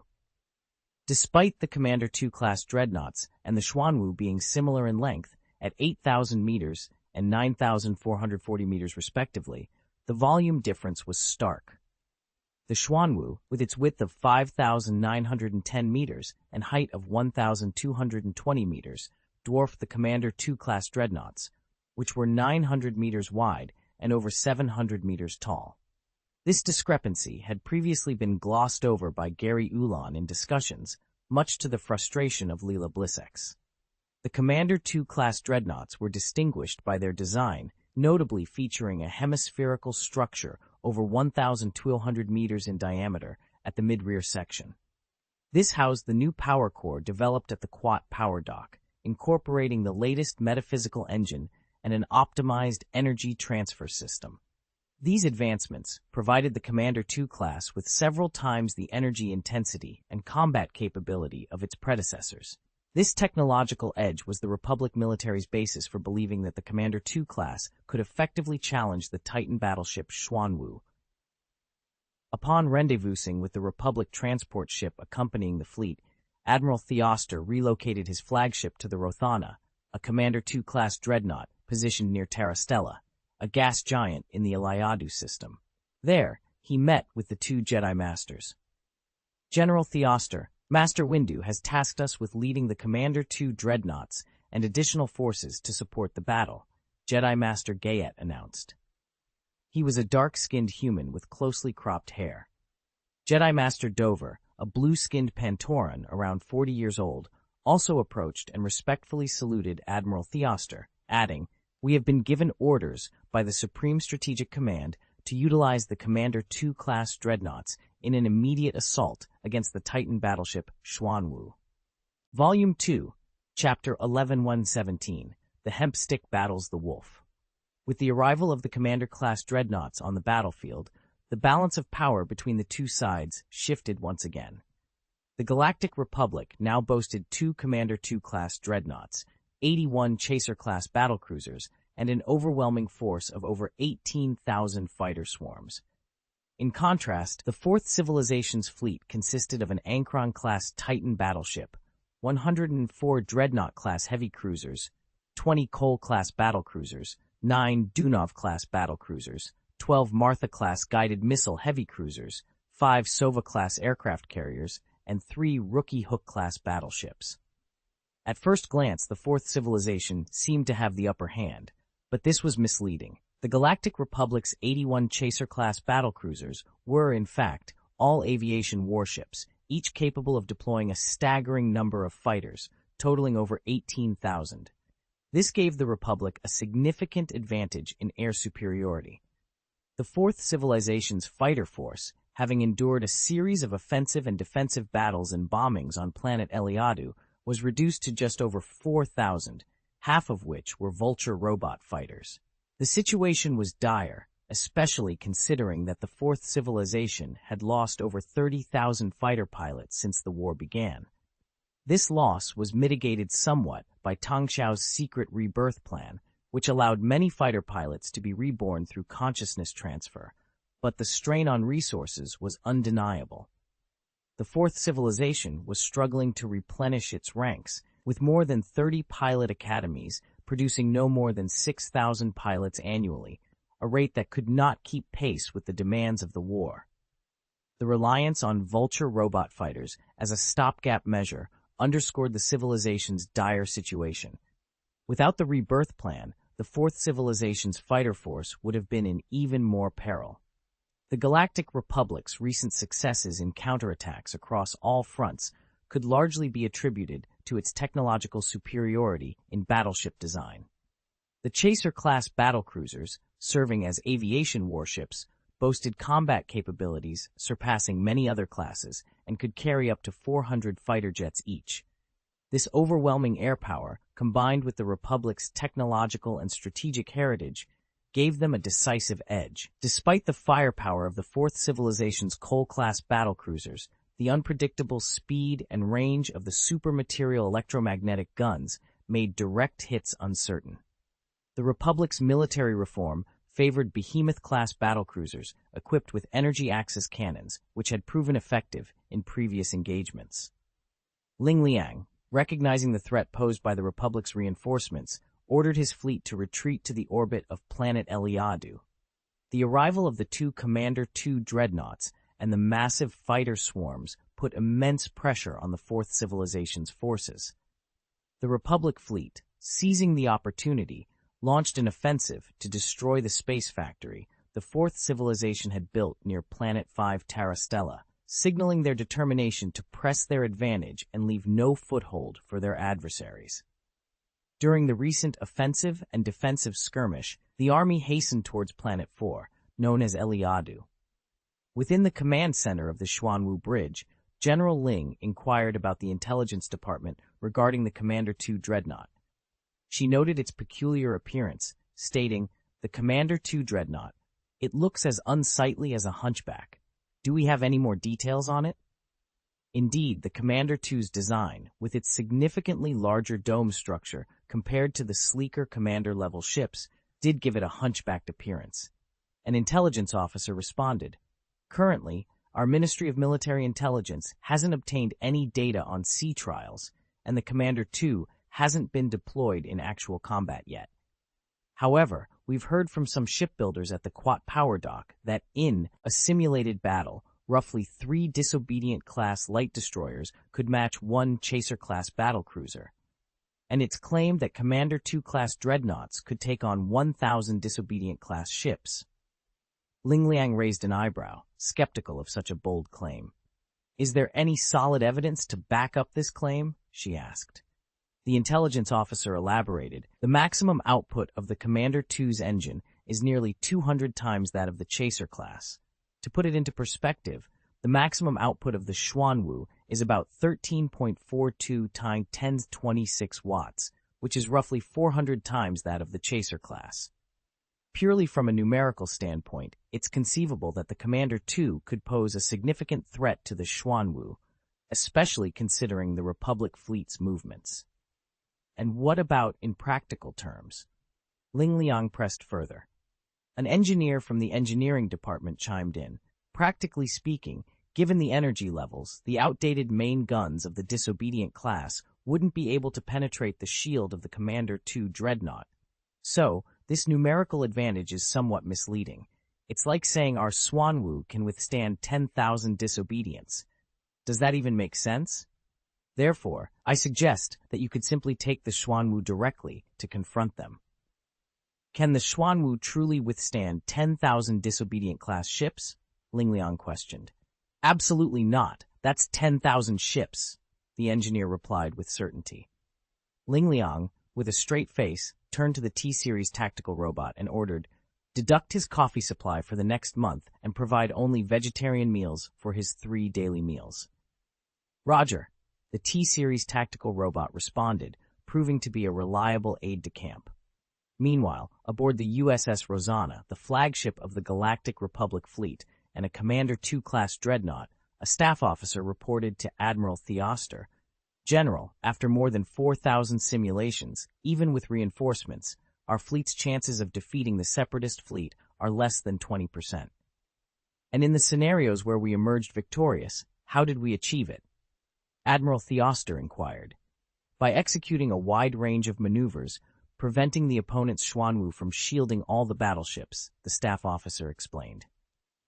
Theoster, unsatisfied with the answer, pondered, what if we focus the firepower of 2 Commander 2 ships to directly target the Xuanwu? I've considered that, but it's highly challenging. The enemy is very strategic in their formation, making it nearly impossible to find an opening for a decisive strike. The staff officer admitted. Theoster studied the holographic star map, displaying the spherical defensive formation of the Separatist fleet, and frowned, contemplating their next move. Note 1. The Commander 2 battleship is a fictional creation for this narrative, inspired by designs from the Star Wars universe.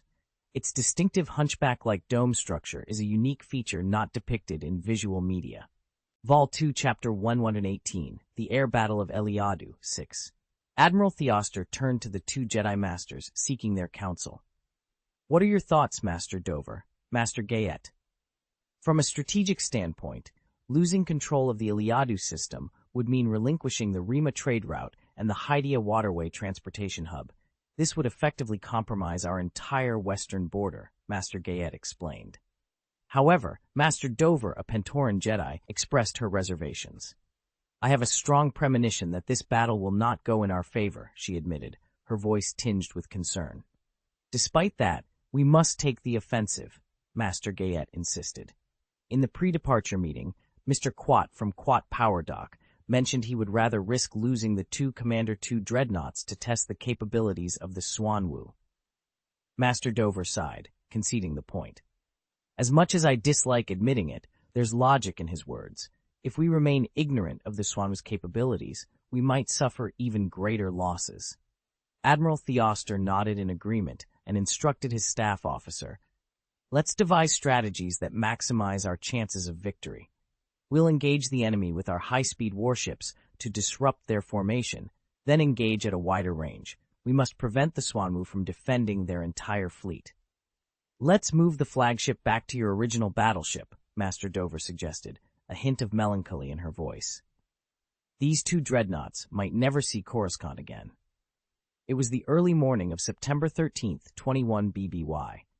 After hours of sublight speed travel, the Galactic Republic fleet arrived at the outer orbit of Eliadu, confronting the Fourth Civilization's fleet.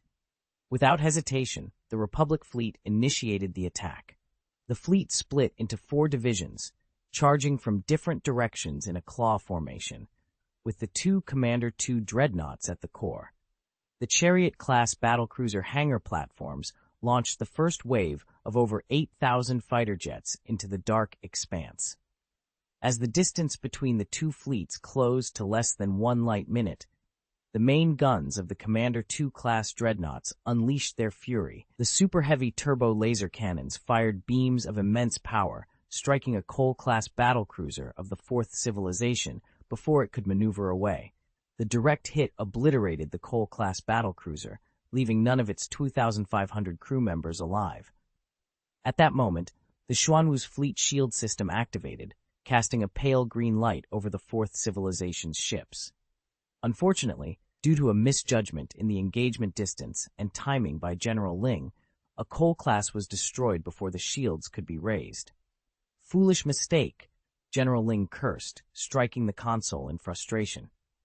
Meanwhile, a technician reported, "General, the enemy's main guns are far more powerful and have a greater range than the Xuanwu's."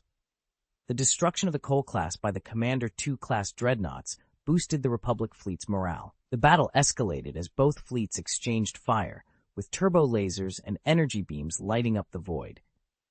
Despite the Republic fleet's formidable firepower, the Fourth Civilization's ships, protected by the Xuanwu's shield, remained unyielding. The Cole-class battlecruisers, under the shield's protection, could withstand concentrated attacks from the Republic's Chaser-class ships, retreating only to recharge their shields before rejoining the fray. The shields were compromised. Additionally, the 9 Dunov-class battlecruisers were tirelessly recharging the shield capacitors of those ships under heavy fire, affording them more chances to pull back. The Galactic Republic fleet initiated a strategic maneuver. Shortly after the onset of the battle, they dispersed in 4 directions following minimal engagement, persistently advancing in an attempt to penetrate the tight formation of the Fourth Civilization fleet and make a beeline for the planet Eliadu. Their strategy aimed to compel some of the Fourth Civilization's warships to divert their attention to the defense of Eliadu, thus leaving the protective embrace of the Xuanwu. The Republic's first wave of 8,000 fighter jets also provided constant escort to their warships, refraining from making hasty assaults. Given the fleet shield's protection, not even a battleship could breach the enemy's defenses, let alone a fighter jet. A fortunate turn was that the fighters of the Fourth Civilization lacked the capability to install the receiving device, rendering the team-building shield ineffective on the fighters. Otherwise, the situation would have seemed even more dire.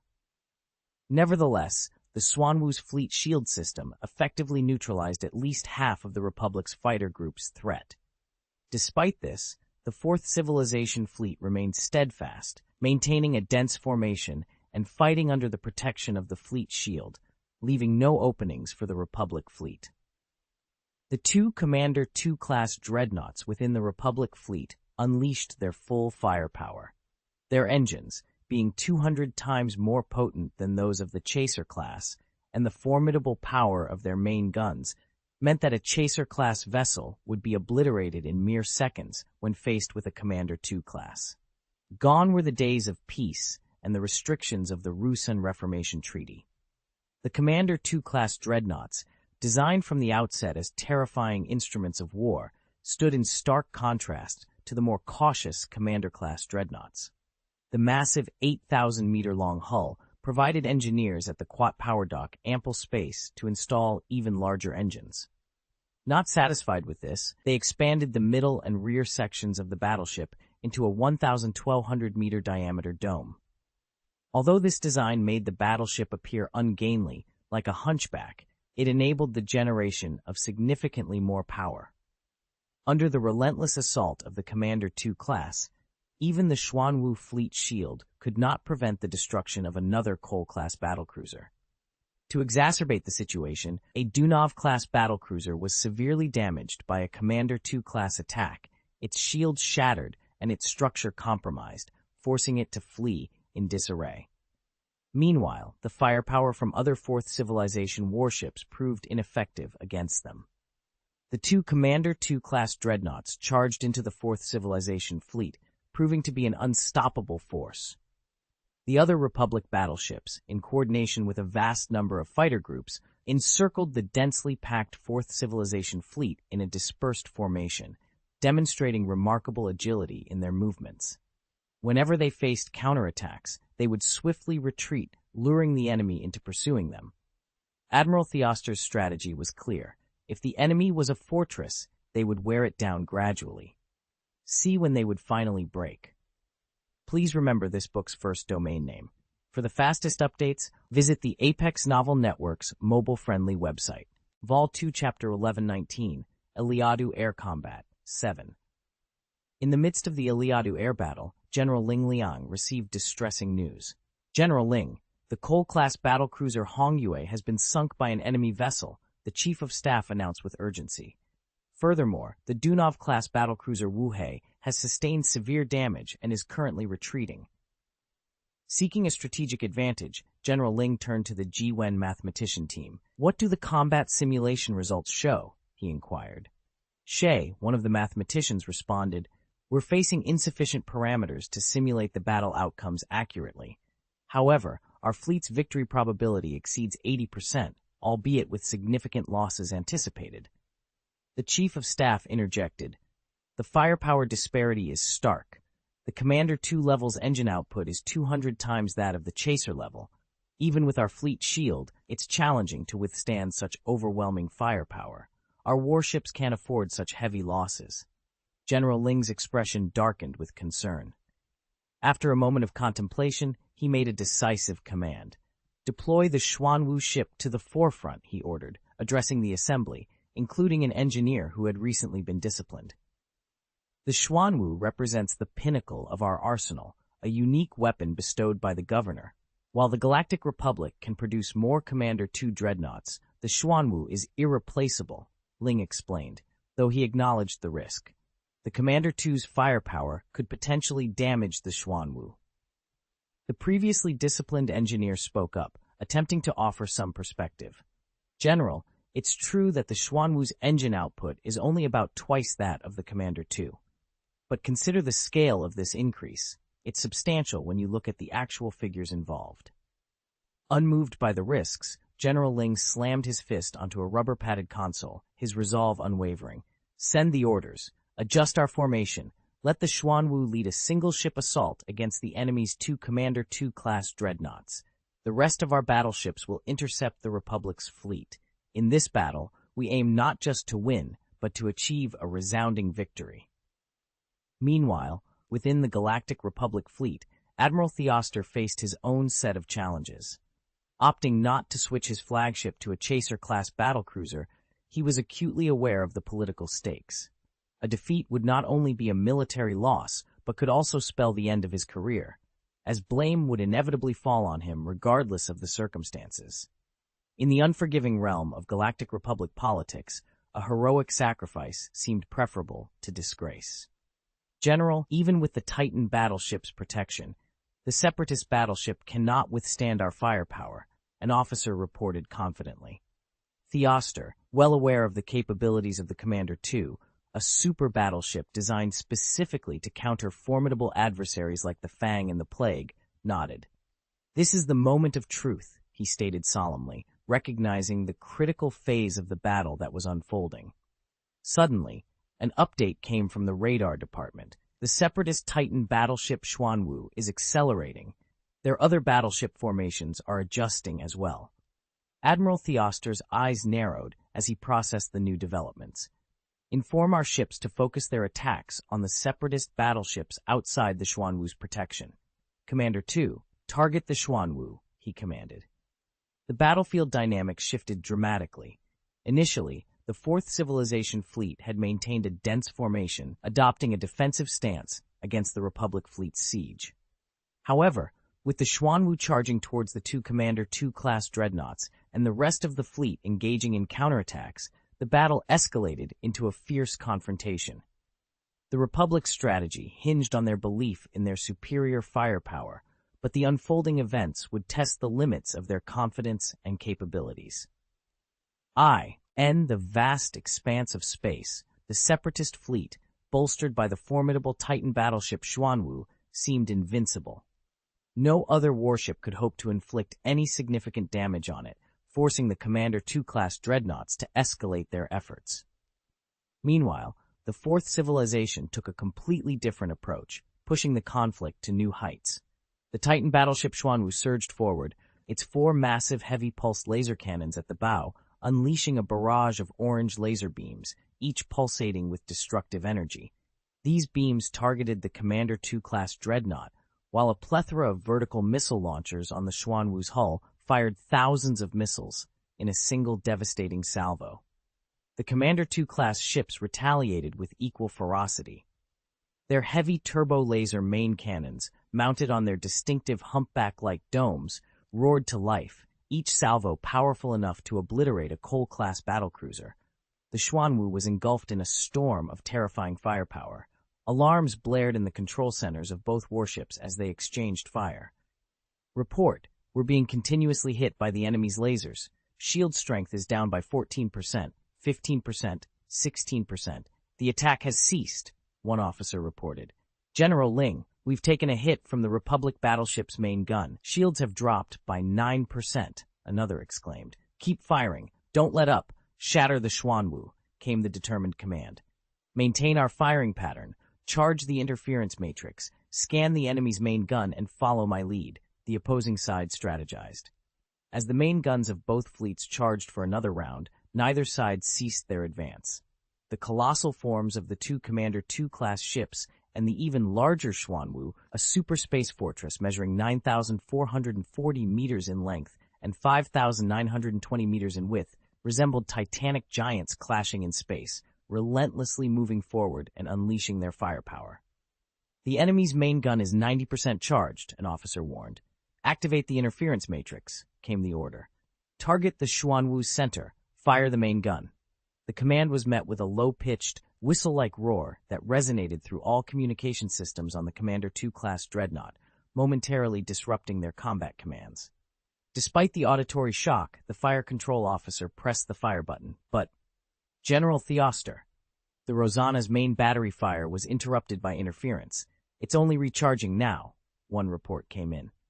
The Katan's shot was successful. It hit the Xuanwu, another officer announced.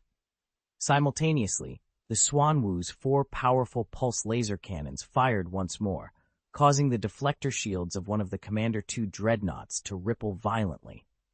Missiles from both sides continued to converge, with close-range defenses on all 3 ships engaging in a frenzied exchange, destroying numerous missiles mid-flight. The dense array of small, close-range defense lasers added a deadly light show to the already intense battle. General, our battleship's engines and electronic equipment are suffering from electromagnetic interference from the Xuanwu. Though not severe, our operational efficiency has dropped by an average of 10% to 15%, and the main battery's charging time has been extended, an officer reported. Keep firing. We have 2 warships against their 1, came the resolute response. After firing its bow main gun, the Xuanwu maneuvered to present its side to the enemy, allowing its stern's 4 charged pulse laser cannons to fire once again. The battle between these superships was straightforward and brutal, a clash of titans where evasion was irrelevant. Strength alone determined survival, with each side relentlessly firing until one's defenses were finally breached. Fire and shoot! The command echoed across the bridges of both fleets, as devastating volleys of firepower were exchanged without cessation, each determined to outlast the other until victory was secured. Vol 2, Chapter 120, Ultimate Defense, Part 1. In the vast expanse of space, a mere few hundred kilometers apart, 3 super battleships unleashed a barrage of fire. Pulsed laser beams danced across the void, targeting 2 Commander 2 class dreadnoughts, while heavy turbolasers bombarded the Ankron-class Titan battleships.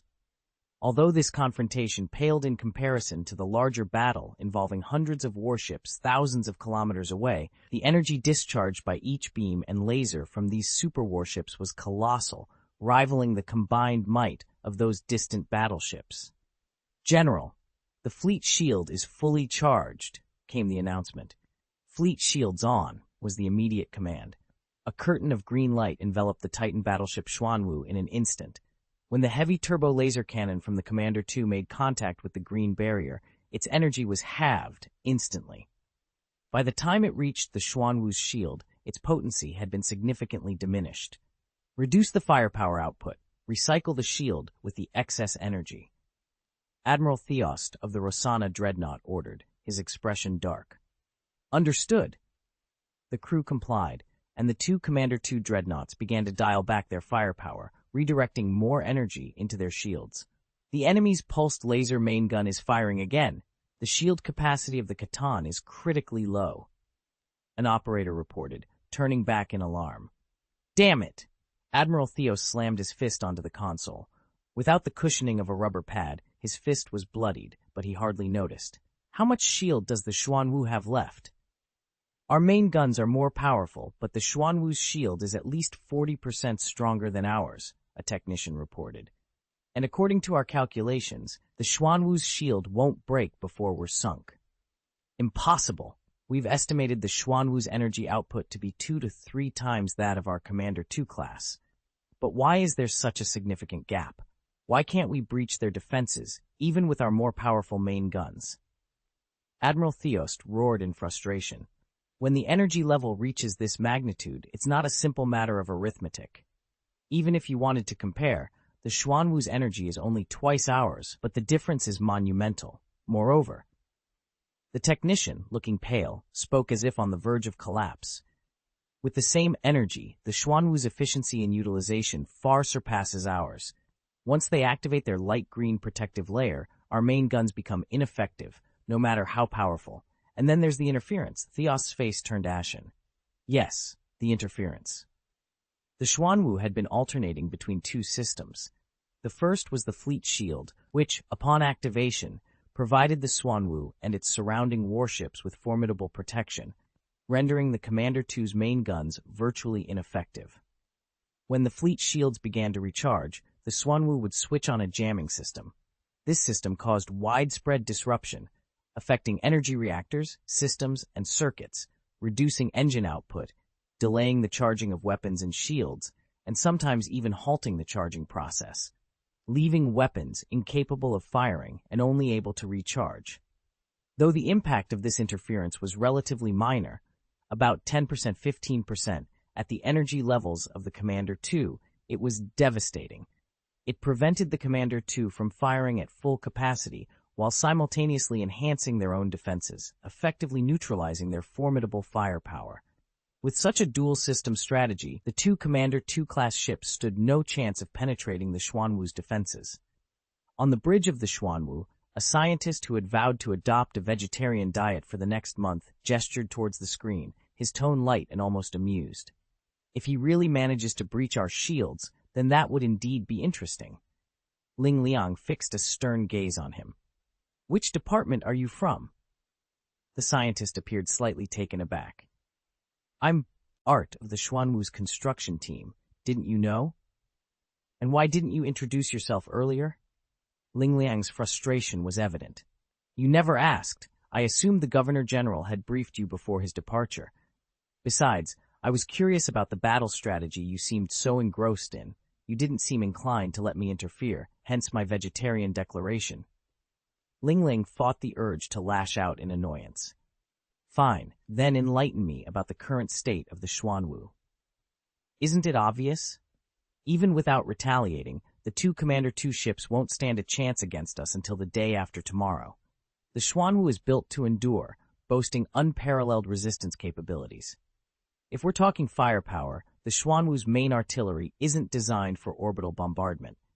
To destroy a planet, we'd need nuclear missiles. However, when it comes to defense, let me assure you, the Xuanwu alone can withstand the firepower of an entire fleet.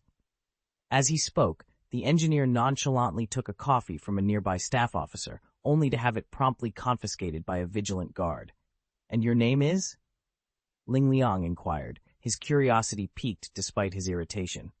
He Ko, from the Xuanwu's energy system team. So can I have my meat and coffee now? The scientist asked, a hint of mischief in his tone. Ling Liang couldn't help but find the man's demeanor somewhat amusing, though he maintained a stern facade. You'll stick to your vegetarian vow for the next month. Meanwhile, Theoster, driven by desperation, commanded his fleet to launch a full assault on the Xuanwu. Let all battleships target the Xuanwu.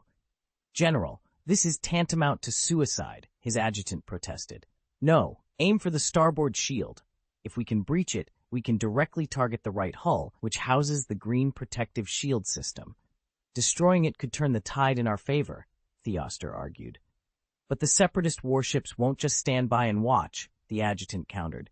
Do we have any chance of victory as things stand? Theoster pointed out, indicating the grim projections on the holographic star map. The adjutant fell silent, acknowledging the bleak odds. Despite facing two Commander 2 ships head-on, the Xuanwu leveraged its fleet shield and interference matrix, allowing the Fourth Civilization's fleet to adapt and reposition effectively. Although the fleet shield's coverage had diminished, it still provided a crucial layer of protection, enabling damaged ships to retreat and regroup. The activation of the interference matrix marked a turning point, severely hampering the Republic's battleships.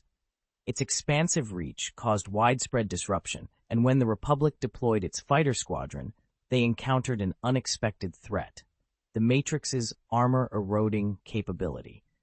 This electromagnetic field resonated with the fighter's armor, proving fatal within minutes and leading to the disintegration of any aircraft that lingered too long. After 2 rounds of the interference matrix, the Republic's offensive capabilities were significantly diminished, showcasing the Xuanwu's formidable defensive systems and strategic prowess.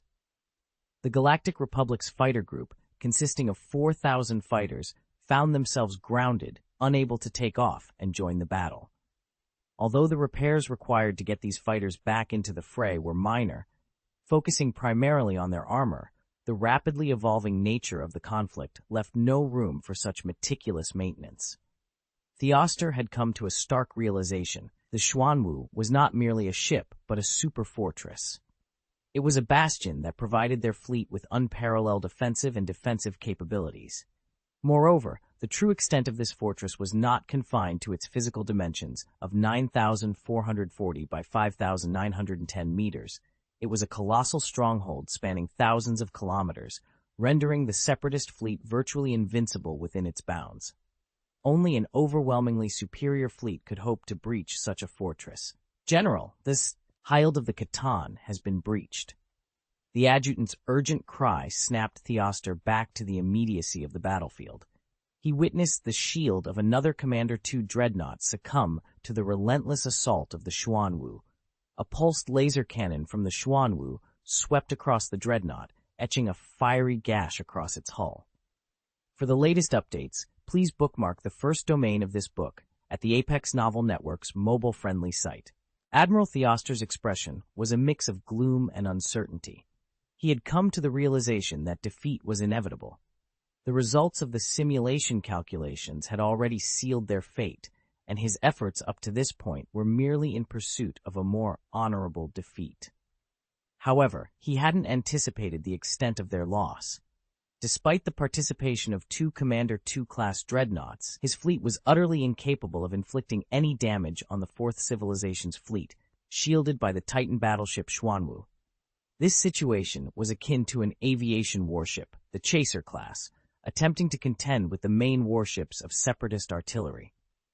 Despite having advantages in quantity, tonnage, and total energy, it highlighted a stark reality. The technology of the Titan battleship Xuanwu was at least 2 generations ahead of the current battleships of the Galactic Republic. In the Quat power dock, within the Republic's Ship Monitoring Committee, and among the scientists of the Republic's Engineering Department, the Titan battleship Xuanwu shattered their pride. Standing before their model of a giant ship cannon, Xuanwu demonstrated that energy output could be utilized for more than just firing cannons. Among its capabilities, fleet shield technology stood out the most. The most challenging system for Theoster was the transition from a rigid shield to a flexible shield. The Republic commonly used a rigid deflector shield, which essentially countered the opponent's energy with its own. However, even the latest technology, which could spread and dissipate attack energy across the overall shield, didn't fundamentally change this approach. The concept of a flexible shield had been proposed within the Galactic Republic's scientific community, but the transition from theory to practice had been unsuccessful due to unresolved issues. The Xuanwu's fleet shield, a flexible shield, was designed to continuously cut, slow, and offset incoming energy, using the battleship's own rigid shield to absorb the remnants of the attack.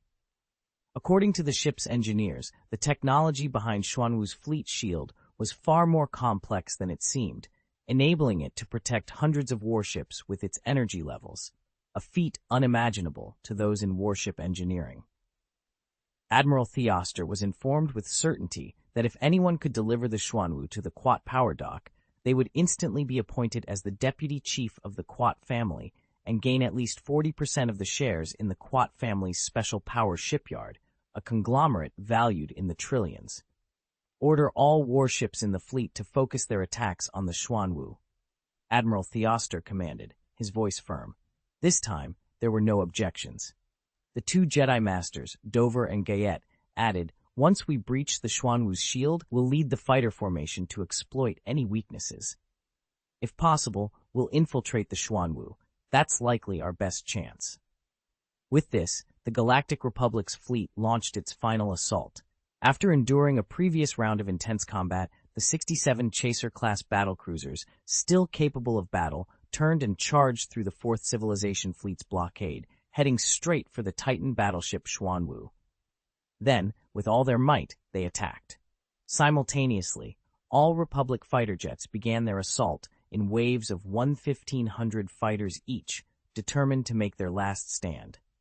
In the vast expanse of space, the battle raged with intensity as the fleet of the Fourth Civilization unleashed a barrage of fire, no longer needing the protection of their fleet shield. Their focus was solely on bombarding the Republic battleships, which were caught off guard by the sudden onslaught. Attack the opponent's unshielded Commander 2 with all our strength. Ling Liang commanded from the bridge of the Xuanwu, her voice cutting through the chaos. The heavy proton torpedoes roared as they were launched, their sound piercing through the hull and adding to the cacophony of the space battlefield. The Catan Commander 2C, last dreadnought's defenses sprang to life, with surrounding fighters scrambling to intercept the incoming torpedoes. Despite their efforts, 2 torpedoes found their mark, detonating against the dreadnought's armor in brilliant light blue explosions. The impact caused a visible collapse in the armor, followed by an immediate explosion that sent flames billowing from the interior of the battleship. Moments later, the Catan managed to extinguish the flames and seal off the damaged compartments, but not without sustaining significant damage. As the battle continued, the 2 main guns of the Commander 2 fired once more, finally overwhelming the energy shield of the Xuanwu. General Ling, my ship's shield capacitor is overloaded. It needs to be recirculated, a technician reported urgently. Before Ling Liang could finish her order to lower the shield for a cooling cycle, a heavy turbo laser blast from the Commander 2 struck the Xuanwu, causing a momentary pause in her command. Regaining her composure, she ordered, "Begin charging the explosive defense system." The Xuanwu retaliated with its pulsed laser main battery, carving additional fiery ravines into the Catan Commander 2 dreadnought.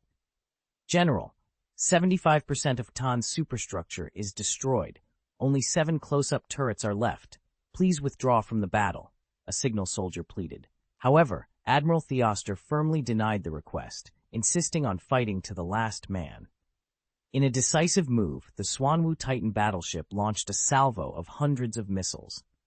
Despite the Republic fighter formation's attempts to intercept and the full operation of the electronic jamming system, the Commander 2-class dreadnought, with most of its close-in defense turrets destroyed, was defenseless against the missile attack. The onslaught left the dreadnought's armor belt completely damaged and its internal systems severely compromised.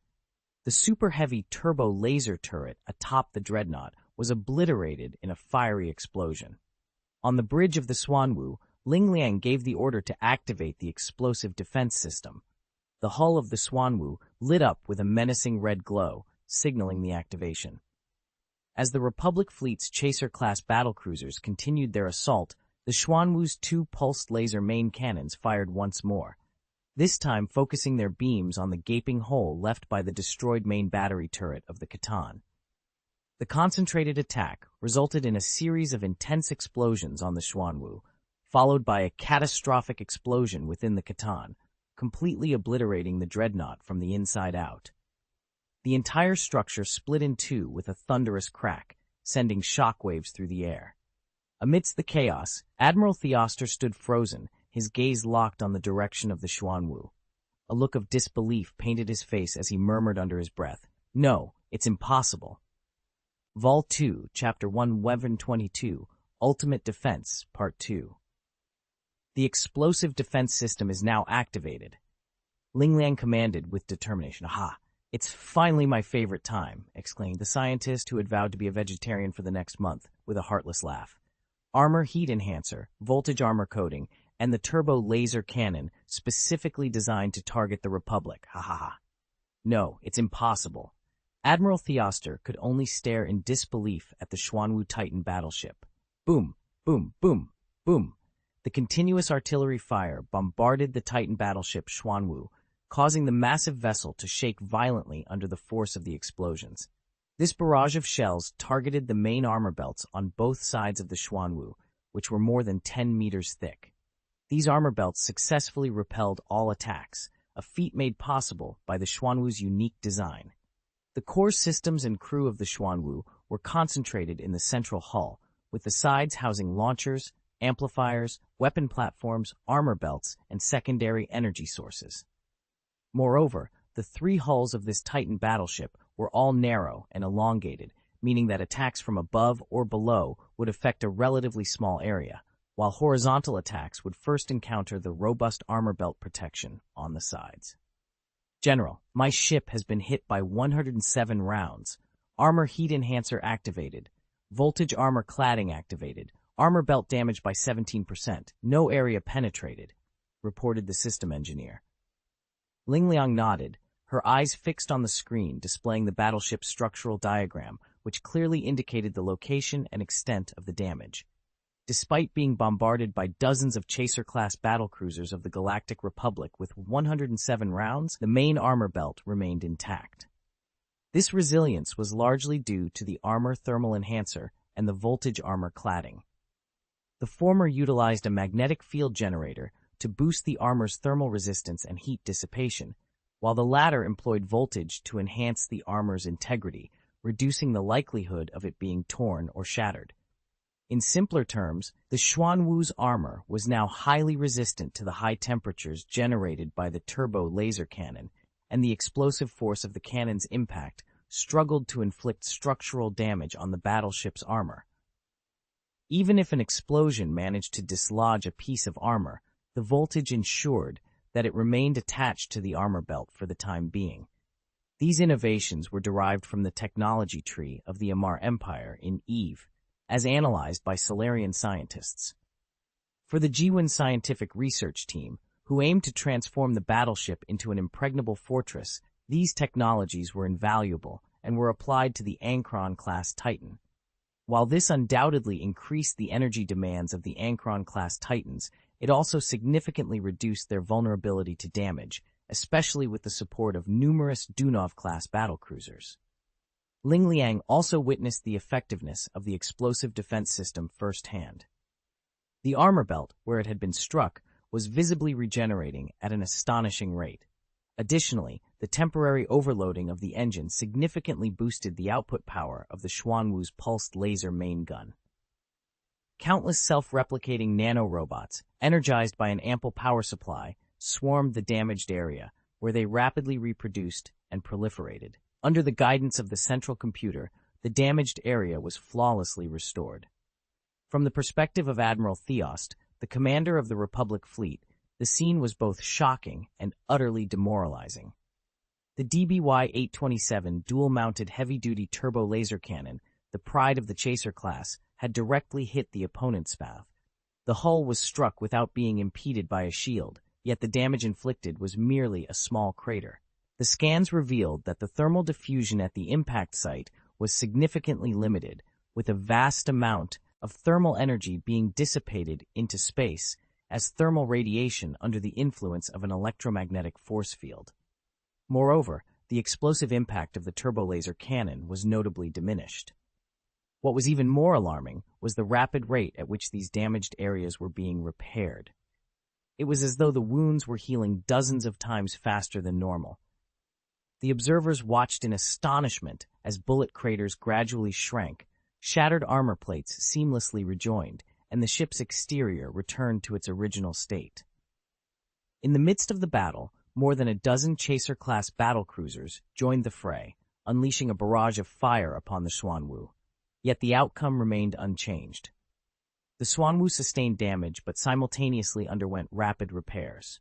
A Commander 2-class dreadnought, the flagship of the fleet named the Rosanna, fired its main gun, creating a massive fissure in the Xuanwu's armor belt. However, the astonishing repair process persisted. Shortly after, the Xuanwu's shield system completed a partial cooling cycle and reactivated. Even under the shield's protection, the ongoing repairs to the armor belt were evident. As the explosive defense system reached its thermal limit and began to cool down, the intensity of the red light emitted by the ships flanking the Xuanwu diminished.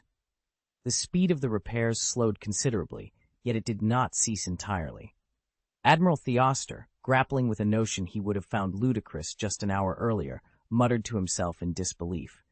This means, after the Xuanwu has completely annihilated us, it will eventually repair itself to its original state, at the cost of some energy? The battle raged on fiercely. Another Commander 2 dreadnought, the Catan, was destroyed by the Xuanwu around the same time. Admiral Theoster ordered a full-scale assault on the Xuanwu.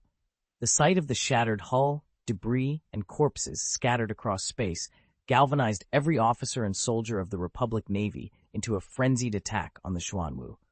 However, their efforts were in vain. Despite being besieged by dozens of warships, the Xuanwu's position remained as unshakable as Mount Tai. This formidable Titan continued to deploy a jamming matrix, disrupting the operational efficiency of Republic ships and hindering the movements of Republic fighter swarms. In a bid to conserve energy, the fleet's shield system was kept offline, relying instead on the relentless activation of the defense system to fend off attacks.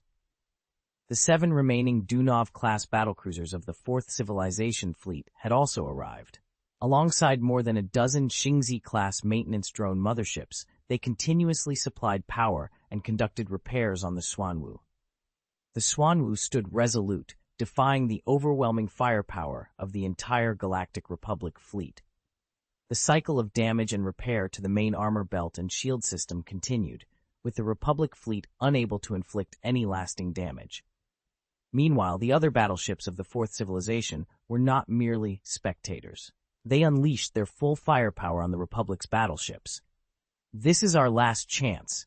Perhaps not even a chance, Jedi Dover, stationed in the hangar of the Commander 2-class dreadnought and flagship of the Republic fleet, said to Gayet. "Facing this Titan battleship, separatism, I can't envision any strategy that could lead to its downfall." Gayet frowned, his expression somber.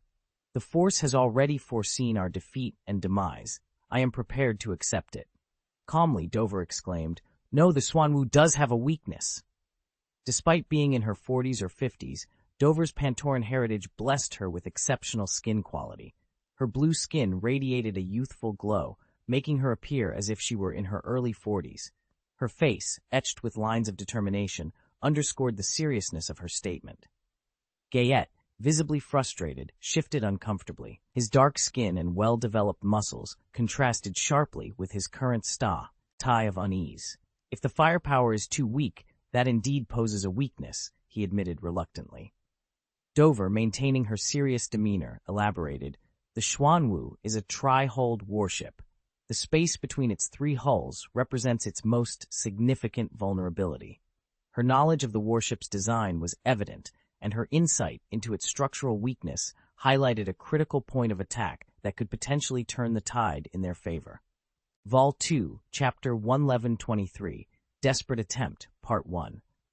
In the midst of the chaos of battle, Gayet swiftly manipulated the computer beside him, bringing up the schematic of the formidable Xuanwu Titan battleship.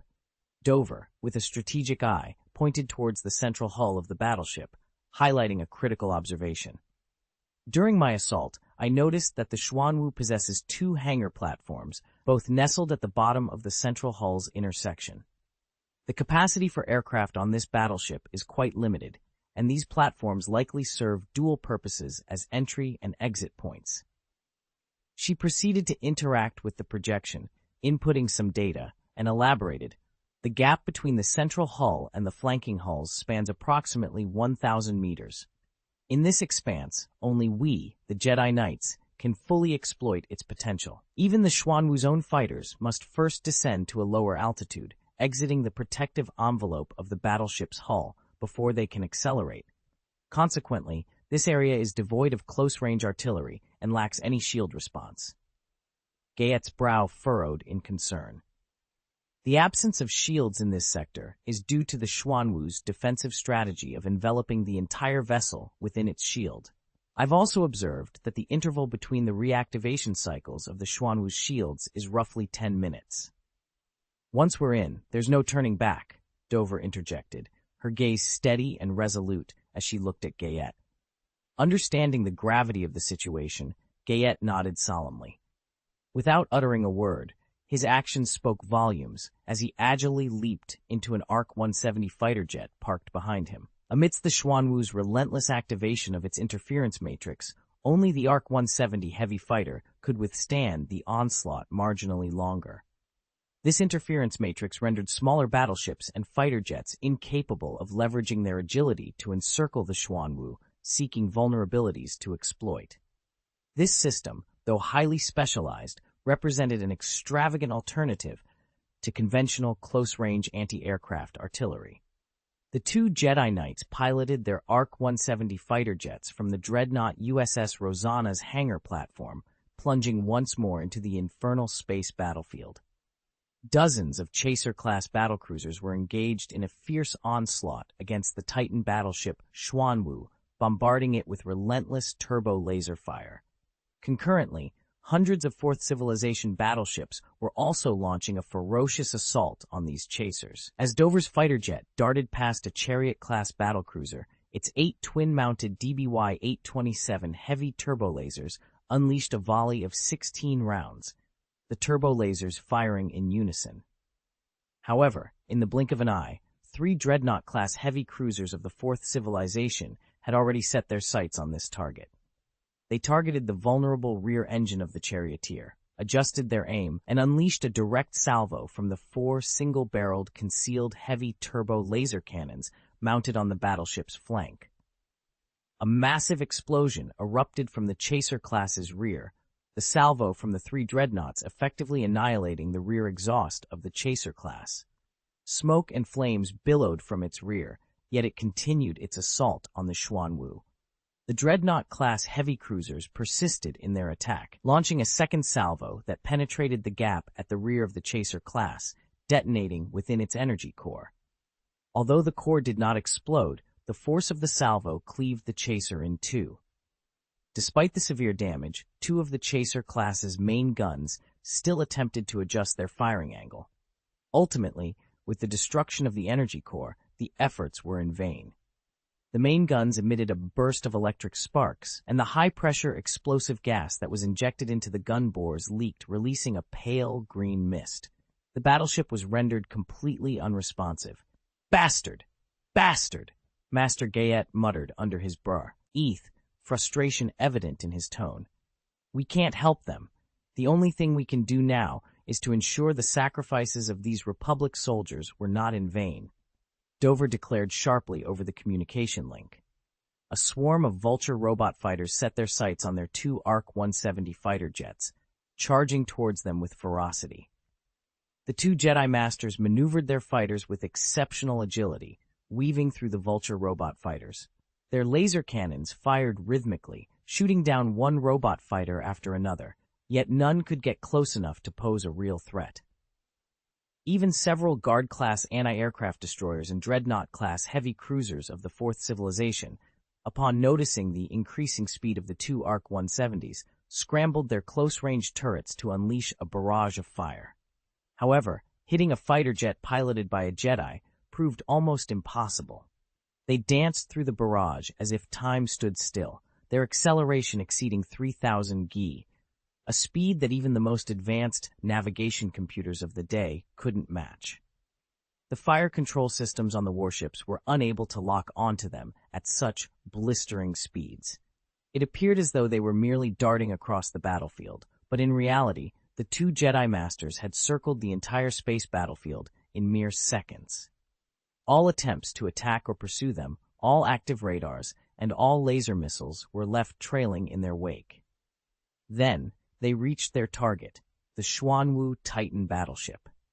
In less than a second from the perspective inside their fighter jets, the Xuanwu transitioned from a distant speck to an imposing presence right before them. Its massive hull, over 1,000 meters tall and more than 6,000 meters wide, stretched out like an endless metal wall. Here, the intensity of the firepower was unparalleled. The artillery fire from the entire fleet of the Galactic Republic was concentrated on the Xuanwu, causing more than 10 explosions to erupt almost every second. Despite its armor being severely damaged, the Xuanwu stood resilient. Its armor continued to be repaired, and its shields recharged.